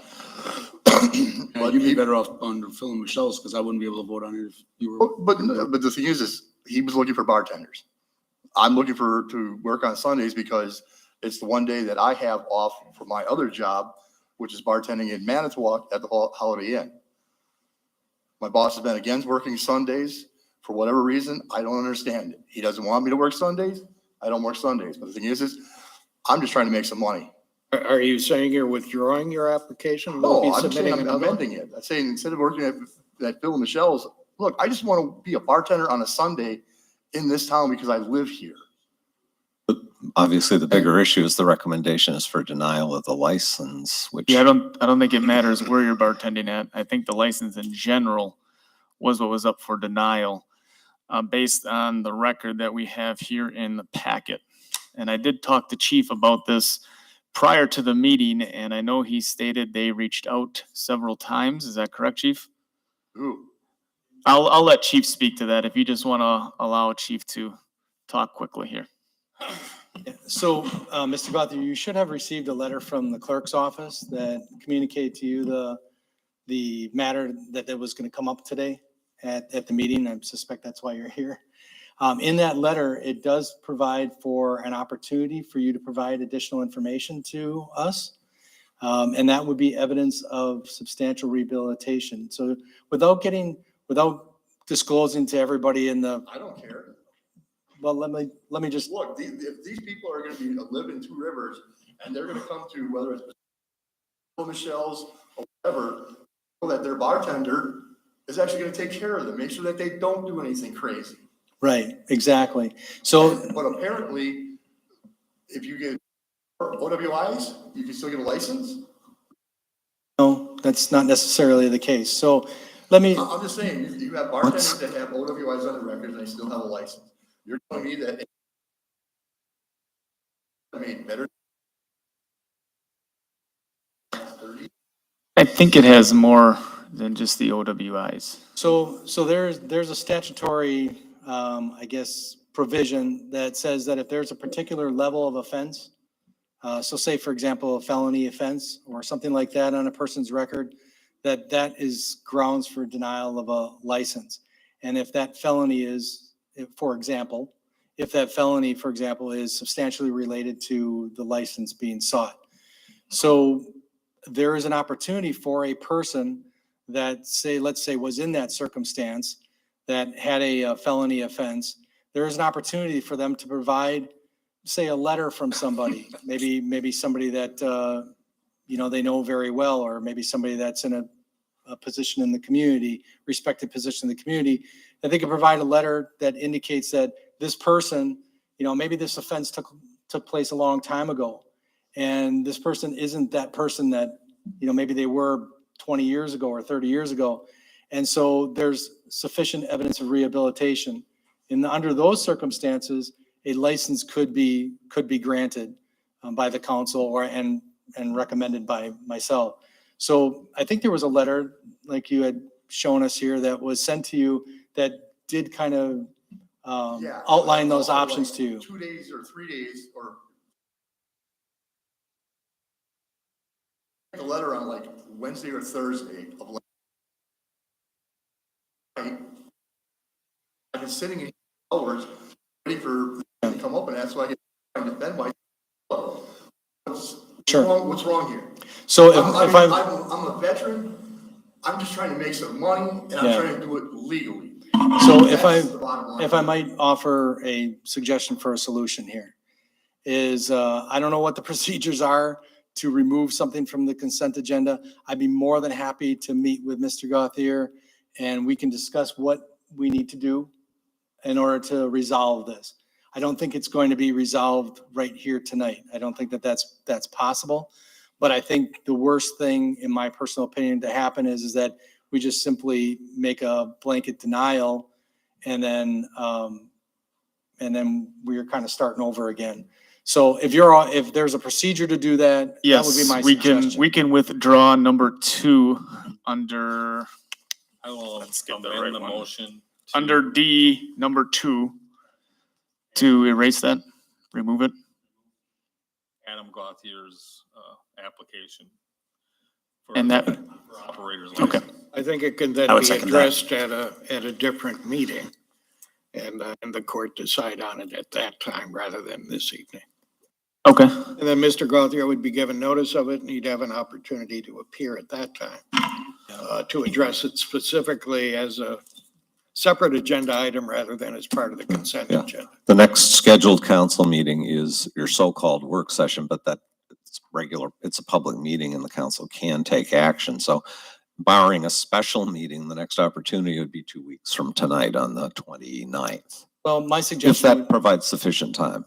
Well, that's just it. So I would leave that partially up to Mr. Gauthier to give some reasonable period of time to provide what he has the opportunity to do.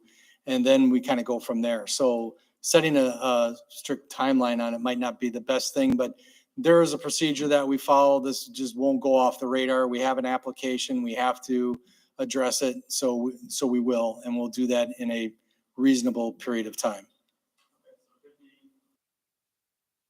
It could be next meeting, it could be the meeting after, but It's it'll ready. get That's addressed. what I'm It'll get hearing, addressed. whenever I'm going to it's talk ready. with him as soon as we're done here. Perfect. And he'll explain what he needs to do. Okay, very good.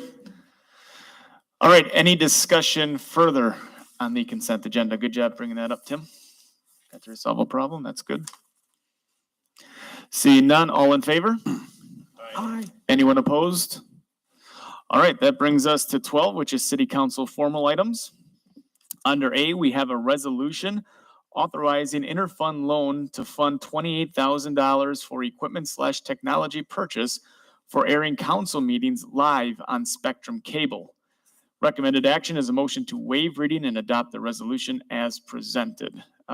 Been talking about this one for quite a while, but we'll kick it back over to Greg for any further background. It's been since at least April that we haven't aired on Spectrum Cable locally. And as you know, meetings still go out on Facebook and on YouTube. The council had indicated at the last meeting wanting to move ahead with incurring a cost of $28,000 so we can resume broadcasting via Spectrum's local network. 28,000 is a lot of money when you don't have it budgeted. In the context of the city's overall capital budget, it's not a huge amount. What this resolution does is indicate the council's willingness, or if approved, the council's intent that an interfund, that an advance be made from the city's information technology fund. It might mean that fund is temporarily in deficit, but other fund balances would cover it, to allow for the $28,000 payment to Spectrum. Remember, we had an installment payment option, 36 months at like $7.95. Seven something. But that was like paying 12% for Spectrum's money. Rates are high. We're not quite there yet. So this is proposed as an interfund loan at 3%, and it would simply be dealt with through the next 3 annual operating budgets, with replenishing the IT capital fund, charging the various city operating budgets, general fund, utilities, et cetera, the same way we charge them for IT services. There's a spreadsheet that finance maintains. This also does amend. I'm sorry, I'm proposing right now, because it's got a good balance, taking it out of the economic development fund. Yeah, 290, because you don't earn 3% on your invested money, Elizabeth, and making that available in Fund 460 IT capital. So it'd be repaid over 3 years at 3%, and there'd be a transfer. Excuse me, there would be an amendment then to the budget for IT capital to put $28,000 in the line item for transfers from other funds, that being Fund 290, and $28,000 added to the expenditure line item for IS capital equipment upgrade. Rick Powell, our IT director, did remind me, Spectrum has said this could be a good 6 months before it will necessarily be operational. The other thing I would just throw out there, not to throw cold water on this at all, but you know, we've had discussion at prior meetings about all the other stuff we might do. This gets us the ability to live broadcast from this location. We don't have a head end at the community center, or you know, the Board of Ed meeting room or anything like that. Anything we want to broadcast live from here, and probably with our existing equipment, something as basic as a rotating PowerPoint slideshow. We don't have the hardware at this point in time to be doing sophisticated programming and laying out the next week's worth of programming, you know, with video and that. And I don't know that we're going to, but at least we'd be able to live broadcast and probably play back. Although I'd say for playback, you'd want to do that over YouTube and Facebook. But this isn't getting us an entire cable communications department. It's a piece of equipment that allows us to resume live broadcasts from here and maybe share some pretty basic information. Hopefully by early 2023 at a cost of $28,000. But we've been through all that. So if you want to go forward with it, this is a recommended way to do it. All right, so I'm looking for a motion on this. Make that motion. Thank you, Jeff. Do I have a second? Thank you, Scott. Any further council discussion? Jason? This really has me at odds between my fiscal conservativeness and my desire for open and transparent government. I think it's a very costly endeavor that's not going to happen for 6 months. So we'll have a really good year-long experience without the broadcast of television that we can look at and say, boy, how did this go for us? But we'll be stuck with a $28,000 bill at the end of that year experiment. Yeah, I don't know. It's tough. I think there's technology that's replacing this cable television viewing. So I still don't know where I'm at with this. It's a tough one. I'm not gonna lie. Tracy? When you're talking about basic uses, slideshow kind of thing. So like a bulletin board. So Main Street could advertise things on there, put up slides. Probably through some central control point, if you will. Yeah. Well, it would be from here. From, yeah, probably Lisa in my office, yeah. Okay. Some of the things you may already be seeing, whether it's on city's Facebook page, various departmental Facebooks, Main Street. But all I'm trying to say is don't expect anything real sophisticated in the way of programming that we're suddenly going to spawn a production department. Saying everything got to be live. Help me out, Rick. Could we likely replay? Yeah, I'll answer any questions. Sure, appreciate that.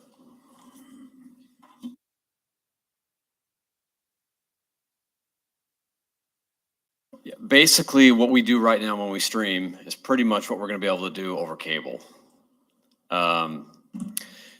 The only thing that we might be able to do, like I had mentioned to Greg before, was that we might be able to somehow run PowerPoint or something like that on that computer that we use for live streaming. It's basically our media encoder that we use right now for streaming, that we might be able to play that, loop that back into the system and be able to air that. But right now basically if you want to do a lot more, then we're looking at probably other software and hardware, and there's going to be other expense involved with doing that.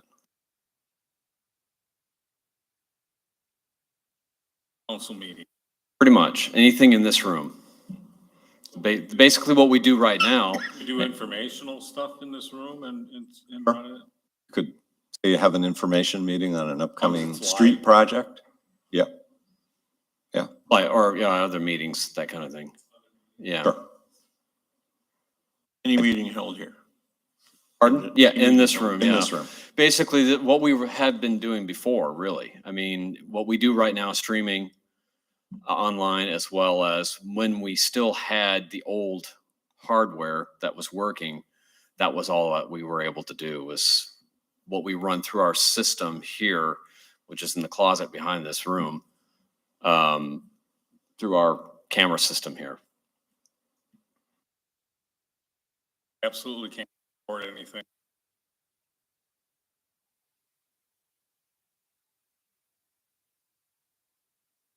Yeah, well, like I said, we would have to, it's possible that we may have to look at other hardware in order to be able to do that. And we wouldn't be able to do anything live from another location right now, the way we have, with what we have. Anybody else? Questions? Jeff? I still think it's worth it, even if it's only 50 people that use it, that's 50 people that are informed. Because you're a parent, whatever you get on, never mind. Again, we pick and choose what we like and what we don't like, so this way, it is what it is. Is that the number, 50 people? I'm sorry. Can I do that? Is that the number, 50 people? I don't know, I'm just saying, I don't care if it's only 50 people, at least those 50 people are. But if it's 50 people, we could buy 50 tablet computers. We could have people check them out from the library, take them home and watch our meetings. They could be set up with 5G. They don't even need a wireless signal in their house to do that. Tablets, that's what, 50 grand? No, you could get a $500 tablet. Isn't my math like 25,000 on that, which is $3 grand less? Not good at math, so it might not be that. We had a meeting with, and the meeting at the community.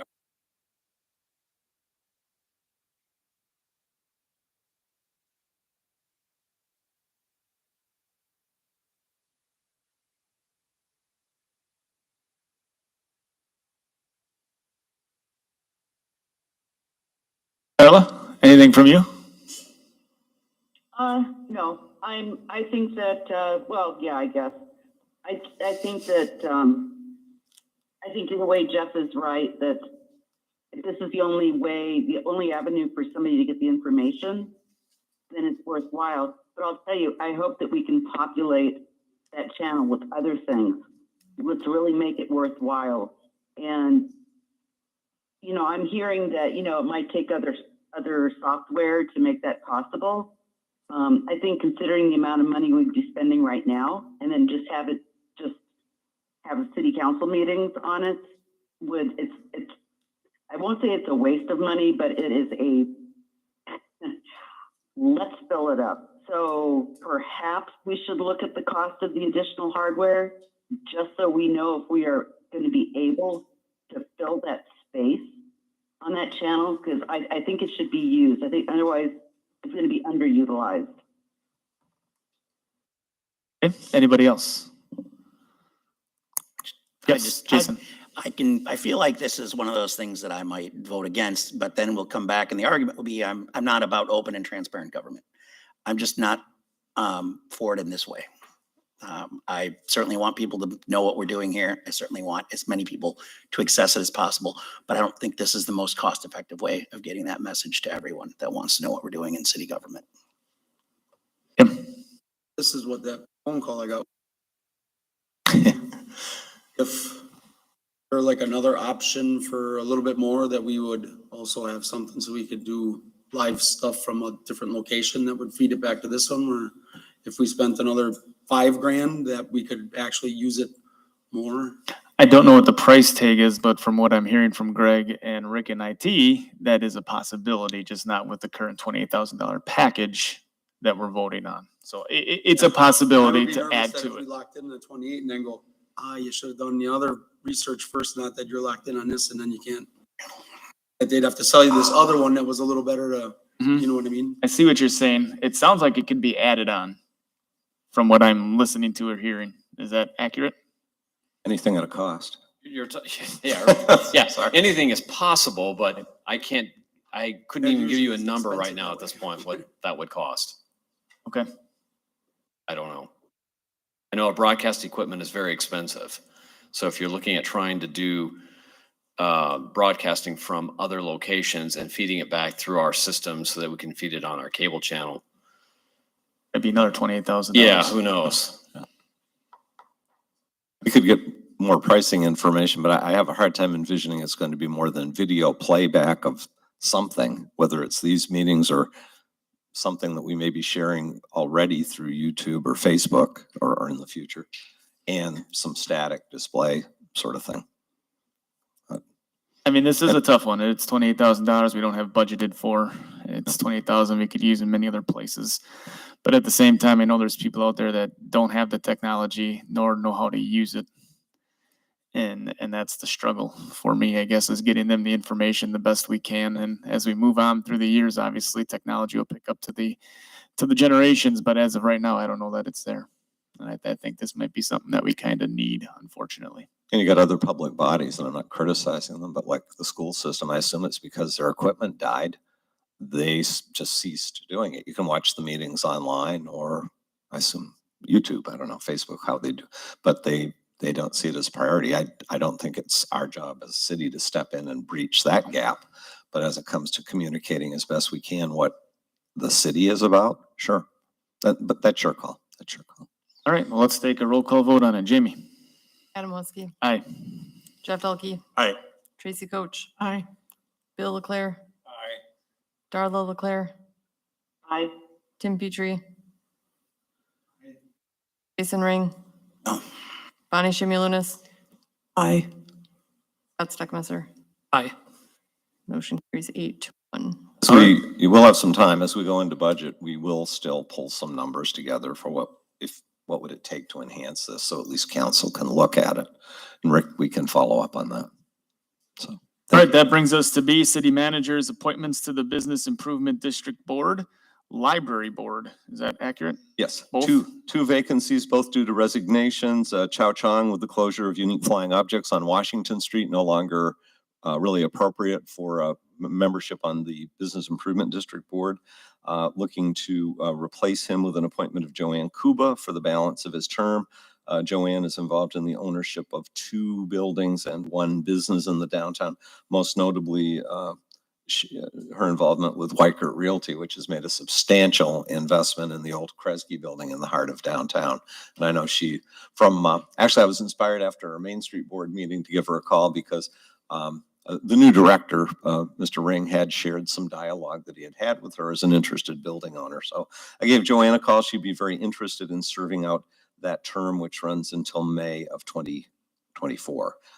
Library Board, Attorney Tom Van Horn, relocating to Idaho to be living near family out there, has been a great member of the Library Board, tendered his resignation, recommending that he be replaced at least for the balance of his term, again until May 1 of 2024 by Katie Stone, whose application, as well as Ms. Kuba's, you've got in your packets. Active library user, employed at Lakeshore Technical College, seems very enthusiastic about joining up with the Library Board. All right, we're looking for a motion on this. Do I have a motion? I'll make the motion. Thank you, Tracy. Do I have a second? Thank you, Bonnie. Any discussion? Seeing none, all in favor? Aye. Anyone opposed? Perfect. Brings us to C, which is an ordinance adopting and enacting a new code for the city of Two Rivers, providing for repeal and of certain ordinances not included therein, providing a penalty for the violation of thereof, providing for the manner of amending such code, and providing when such code and this ordinance shall become effective, implementing change to municipal code, must be municipal, from general code. Oh yeah, that's right. There's a lack of information, I guess, in our packet of exactly what we're gonna do with the term repeal. Yes, so I think is what came up. Came up just before the meeting. Maybe Jamie can speak to what the intent of this ordinance is. We're basically changing code companies. So we changed from whatever we did before to general code, around October of 2020. And that was getting our code online. We are doing the exact same thing with a new company. And the reason we switched is because it is the same company that does our meeting and agenda platform and our website. And it integrates really well with the search capabilities. So when somebody searches on the New Two River website, it will simultaneously search the meetings, minutes, agendas. That's the reason for the change. The reason for the ordinance is just to formally have something on file saying that we went with them so that they can formally publish our code. There's a draft version available online now, so people can use it. It's just a matter of adjusting what that language might need to be. Yeah, it's just not what the ordinance says, I guess is the concern here. If it simply said that or was authorizing the change to, what is it? Unicode from general code, that would be one thing, but it also talks about repealing ordinances which aren't described.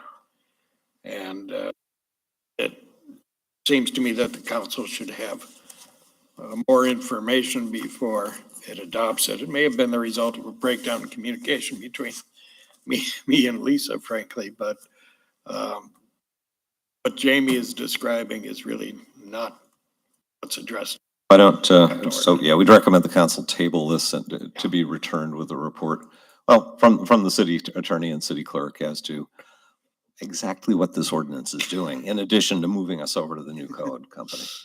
Sorry about that, guys.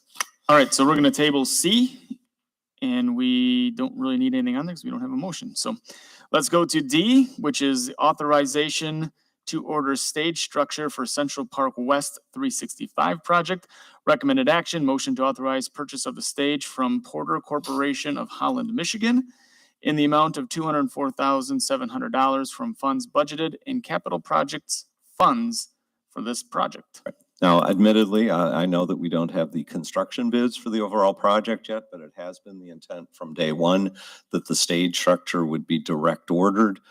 Porter Corporation, or Polygon, is a well-respected firm. They are the same manufacturer that provided the structure that is the beach pavilion. Of course, that's a fabric roof structure. This is a rigid roofed structure recommended by the architect.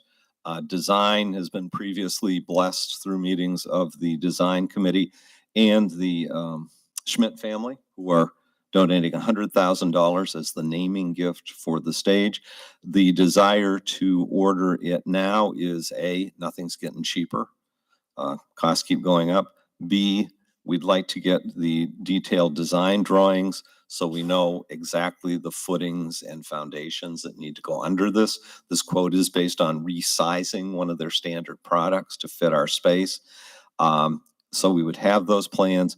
And frankly, we need to further assess it. But one of the options as a staff, and we're going to share this with the committee Wednesday, we've been looking at to do some cost savings on this is for our crews to pour those footings and foundations and do most, if not all, of the installation on this stage. We know that Greendale and Whitewater, I know it's one of the UW towns, Whitewater, I believe, both with their municipal crews have installed this particular stage. So just as our crews erected the beach pavilion and the city did charge the project back, as we would here for the city labor involved, that just seems to make sense. There is budgeted this year, in this year's budget, $550,000 toward capital construction on this project.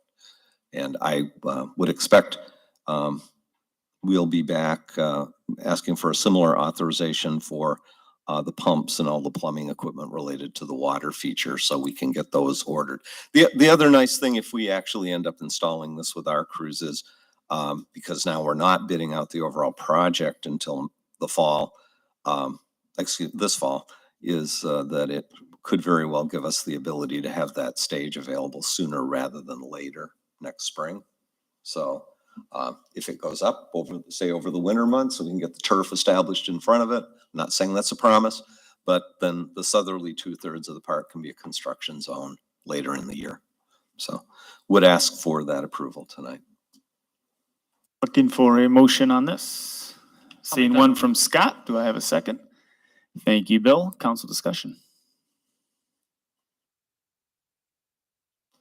And we're not letting up on the fundraising for this. Again, we're at 83.5%. We have some additional asks out there. In fact, we're submitting something, hopefully working with the Main Street office. I shouldn't keep pointing to Jason, but he's the person over there because the entity is 501, only funds 501c organizations. And the Main Street Board has in the past authorized that because it's right in the middle of the district and is seen as consistent with its goals.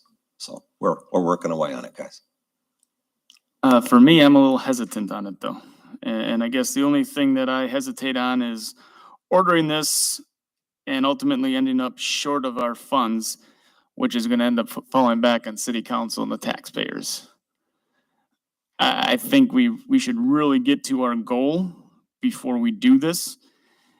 And the fact that we're starting with the stage, which was not the intent of the project from the get-go, it was the splash pad ice skating rink. We're starting with the wrong part of it.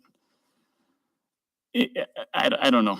I think we should have the funds raised before we start purchasing stuff. I mean, even as it sits right now, the city's on the hook for the other $250,000, which hasn't even come up in budget time.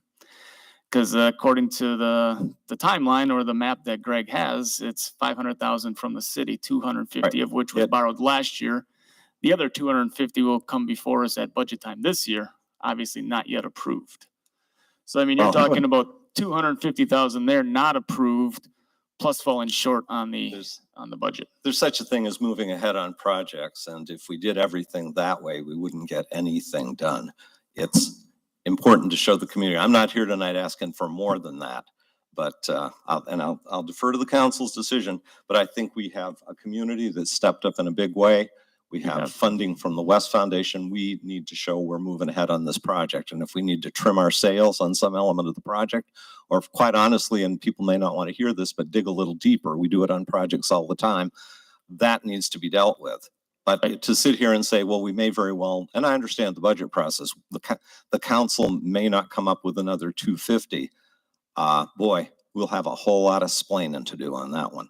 Well, I mean, we've been out busting our ass, raising funds in the community. I'll leave it at that. Right, absolutely. And I'm a supporter of the project. I donated myself. I'm not against the project. I'm for it. I stuck my money where my mouth is. I put it into the project as well. I'm not against it, but it still comes down to, you just said it there too as well, cutting back on funds for the rest of the park. The main intent of revitalizing Central Park was not the stage. The stage ended up being in the way of what we're doing the rest, and the rest is what you want to cut back on if we fall short. We're presenting this simply because in terms of the timing sequence, it makes sense to do this separately. And I think it also is yet another affirmation this project is moving ahead. And that's a good thing to the entities that are funding us or considering funding us. And I don't think it's a big leap of faith. I'm sorry if council members some might think it is. We're well along in this. Any other comments? Jason, and then we'll go to Jeff. Well, I've had constituents bring me concerns about the splash pad and that they don't feel that's the safe part of this. And that if there was a part of the project to be reviewed, it might be that, having kids running around downtown. I've always tried that. I've always liked the stage part of this because it's something that the community is already using, but can be used better. And I think more by having a stage that's more updated, that allows us to use more of the park to take things that are already happening there and make them bigger. Yeah. It also, the existing stage is going to have to be removed to the rest of the park. And that could be another area we're doing it with force account. If we have the time over the winter, could be saving us some money because that's a $50K item. Well, demolition in general in the cost estimate. Jeff? I don't think we should fork it out yet until all the funds are made. And not only that, because we know that there's already be a 10% cost overrun, just because that's the way the nature of the beast. And plus the inflation rate on there, we're still gonna be 15% short, even with donations. So it's gonna take longer than we anticipate. Anybody else? Bonnie?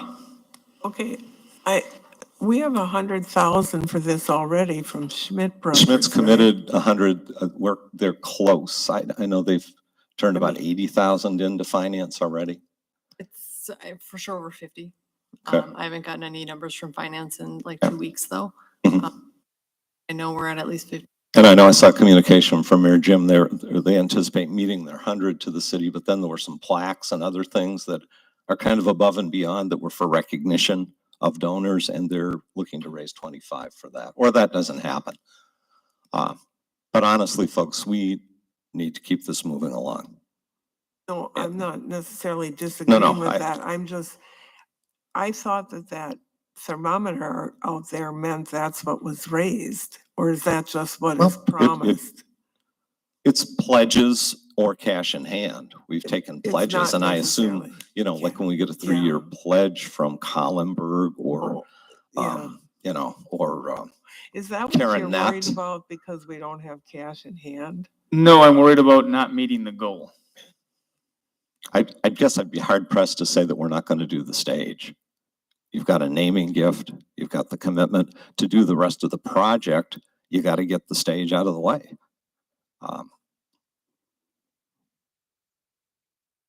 As a community, you got to show you got faith in things. And I'm sorry, we move ahead and make decisions. We're doing major infrastructure projects before they get bid. And when you bid it, if it comes in higher, you deal with it.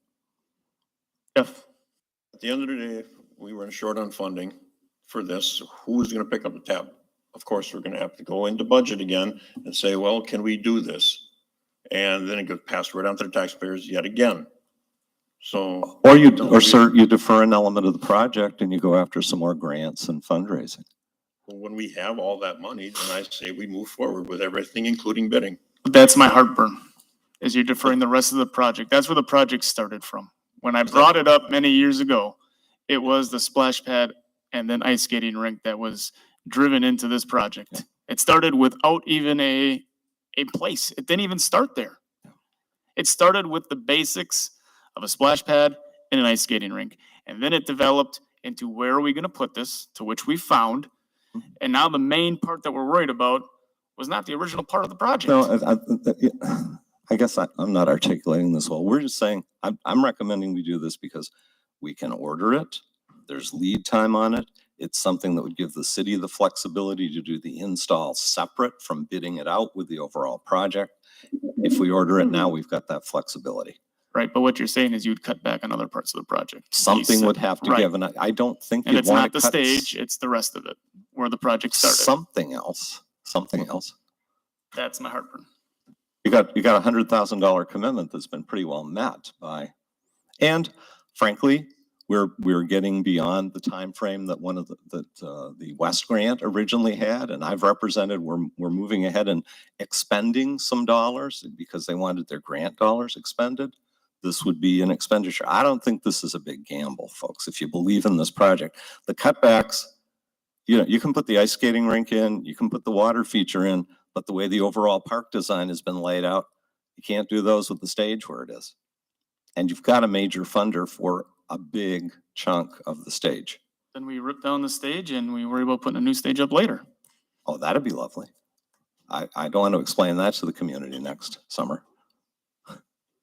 I don't want to explain when we have to come back and we got to borrow more money either. We've done it on projects before, or we pull our horns in and do a little less. Well, this is how a lot of these projects go, to sometimes to save money, but sometimes, the person supplying the stage is telling you if you don't buy it from us now, or if you don't extend your hand, stage, you're gonna be put behind. Like he says, park. And this, Look at 17th Street. We had to make sure we had all of the pipes and all of the fittings before they could start doing that. You got guys that are, you just got expenditures before the hits the dirt.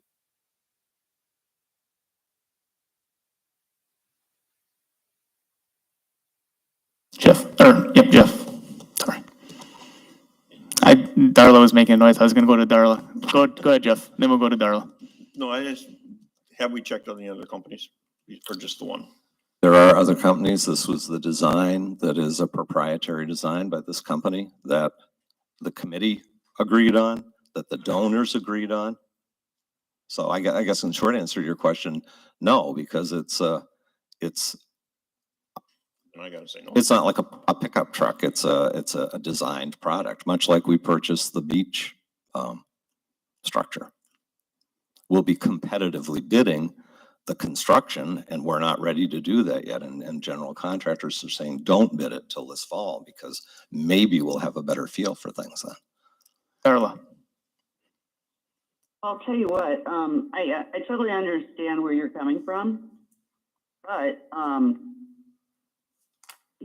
right now, I'm afraid that if we keep dragging our feet, we're gonna lose that money from West Foundation.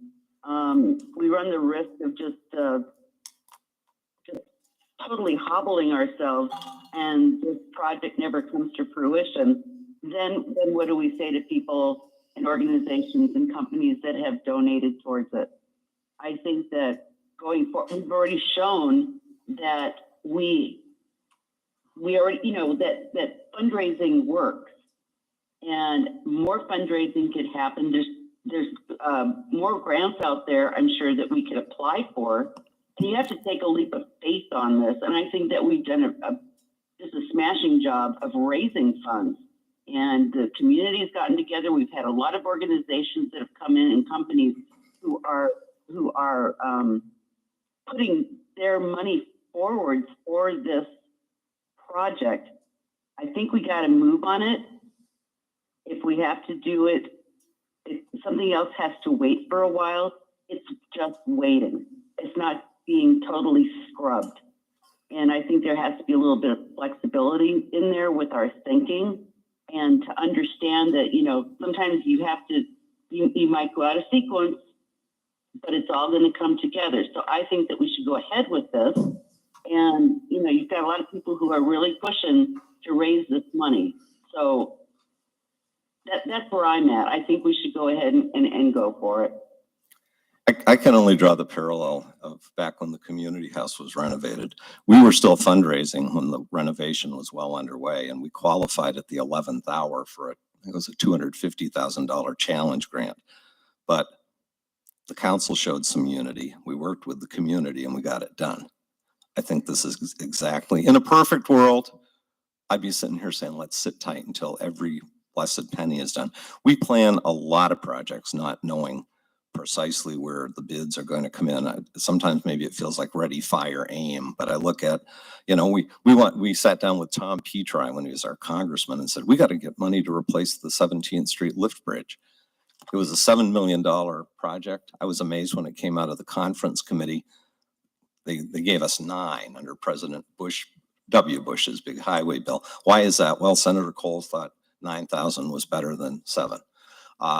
It cost 13 and we had to reapply to the state, but at the end of the day, we got it done. And sometimes on big projects, things don't go in a perfect linear progression. So a couple examples, I think this is a third one. So I would ask you to show faith in a project where we're well along in fundraising. A whole lot of organizations and businesses and individuals, me included, thank you, in the community have stepped up. Many of you have, and keep it moving and show our funders that we're doing the right thing. Go ahead, Tim.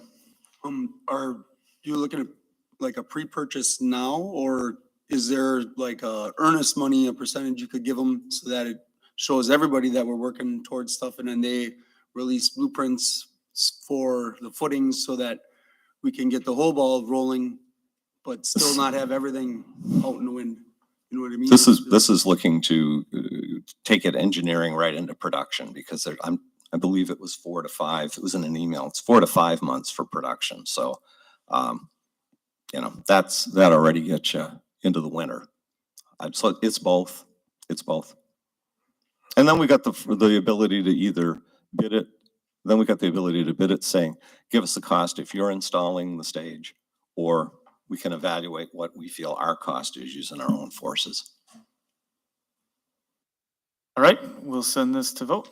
Jamie, roll call, please. Tracy Coach, Aye.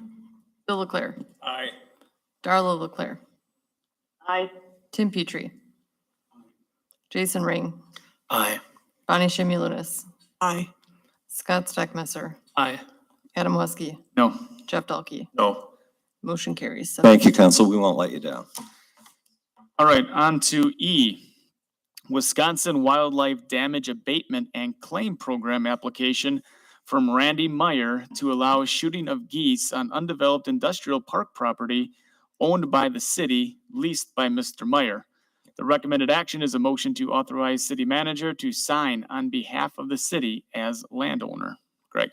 Randy Meyer, for a number of years, has rented vacant, undeveloped industrial park property from the city. In this case, we're talking property south of Highway 310. He's got a problem with Canada geese right now, pulling up his beans, and I guess he's doing a late crop of beans because for the fall. He supplies Lakeside. So he's got the state of Wisconsin DNR Wildlife Abatement and Claims Program, Wildlife Damage Abatement and Claims Program application here. He brought it in last week. I said, well, Randy, this is authorizing discharge of firearms and that. This needs to go to city council. Assistant Chief Meinert had provided me with information on the state laws as far as distance from highway, distance from occupied structures that also need to be complied with in an instance like this. But I am at this point asking for the council's permission to sign on behalf of the city as property owner authorizing this, because I guess the fact is, if you're going to lease cropland, you need to be able to grow crops on it. And if Canada geese are eating your crop, it doesn't do you a lot of good. So he has pretty much a couple of weeks to do this. Is that correct? That's my understanding. Because I think it ends August 31st from what I read. I said, can you wait until the 15th? And he indicated he could. So this isn't something that's going to go on all year long. It's be pretty for much the- something that's going to end the limited- August 13th, and then you'd have to reapply, correct? Because I Yeah, think unless- it's just for the year. Yeah, unless there's some short-term extension DNR would consider. And I assume we'd want to work with him on that. Yep. Do I have a motion for this? Make that motion. Thank you, Jeff. Do I have a second? Thank you, Tim. Any other council discussion? See none, all in favor? Aye. Anyone opposed? All right. That brings us to F, which is approval of development agreement with Why Not LLC addressing terms of a $250,000 WEDC Community Development Investment Grant Assistance to be funded through the city assistance to Cool City Brewing Company project at 1718 West Park Street. The recommended action is a motion to authorize city manager and city clerk to sign the agreement on behalf of the city, and they have waited very patiently all night long. Good troopers back there. I'll let Greg walk us into this one, and hopefully we can get home to bed. Previous That's where I want to actions, go. this council authorized the application to the WEDC. We got good news in June, and this council approved a grant agreement with WEDC. that is attached as an exhibit to this development agreement in front of you. Kudos to our community development director on that. Kudos to a great project that got the state's attention. Just to blow Two Rivers horn a little bit, this is the second community development incentive grant that we've gotten. We got one about 3 years ago that funded $250,000 toward the Cobblestone Hotel. And of course, also through WEDC, we were awarded earlier this year $250,000 and idle sites money to assist with the former Paragon building renovation. This is the final piece of it. The city knows that we can, for this project, the renovation, over $2 million project over here at the former Wells Fargo Bank. Great project. We know we can get the grant monies. This development agreement most significantly is to lay out the terms for how those grant monies get dispersed to the developer. And the agreement in front of you provides for $125,000 or half of the grant to be payable when the developer has documented they've made half of the eligible project expenditures, or $693,000. They would have to submit documentation, basically invoices and paid canceled checks to the city in evidence of having made those payments. And then the second draw could come when they show that they have expended the remaining $693,000 and the project has been completed and authorized for occupancy by the building inspector. Doesn't mean that they're open and have their staff trained and are serving you an appetizer, but the building inspector has signed off, the project is effectively completed. So that's important that we know unambiguously when the city can hand the money over, because we pay and then we get reimbursed from WEDC. The second thing that I think obviously we should be concerned about with any project is if there is a default situation that would cause the funding agency, the WEDC, to say, City of Two Rivers, we want some or all of our money back.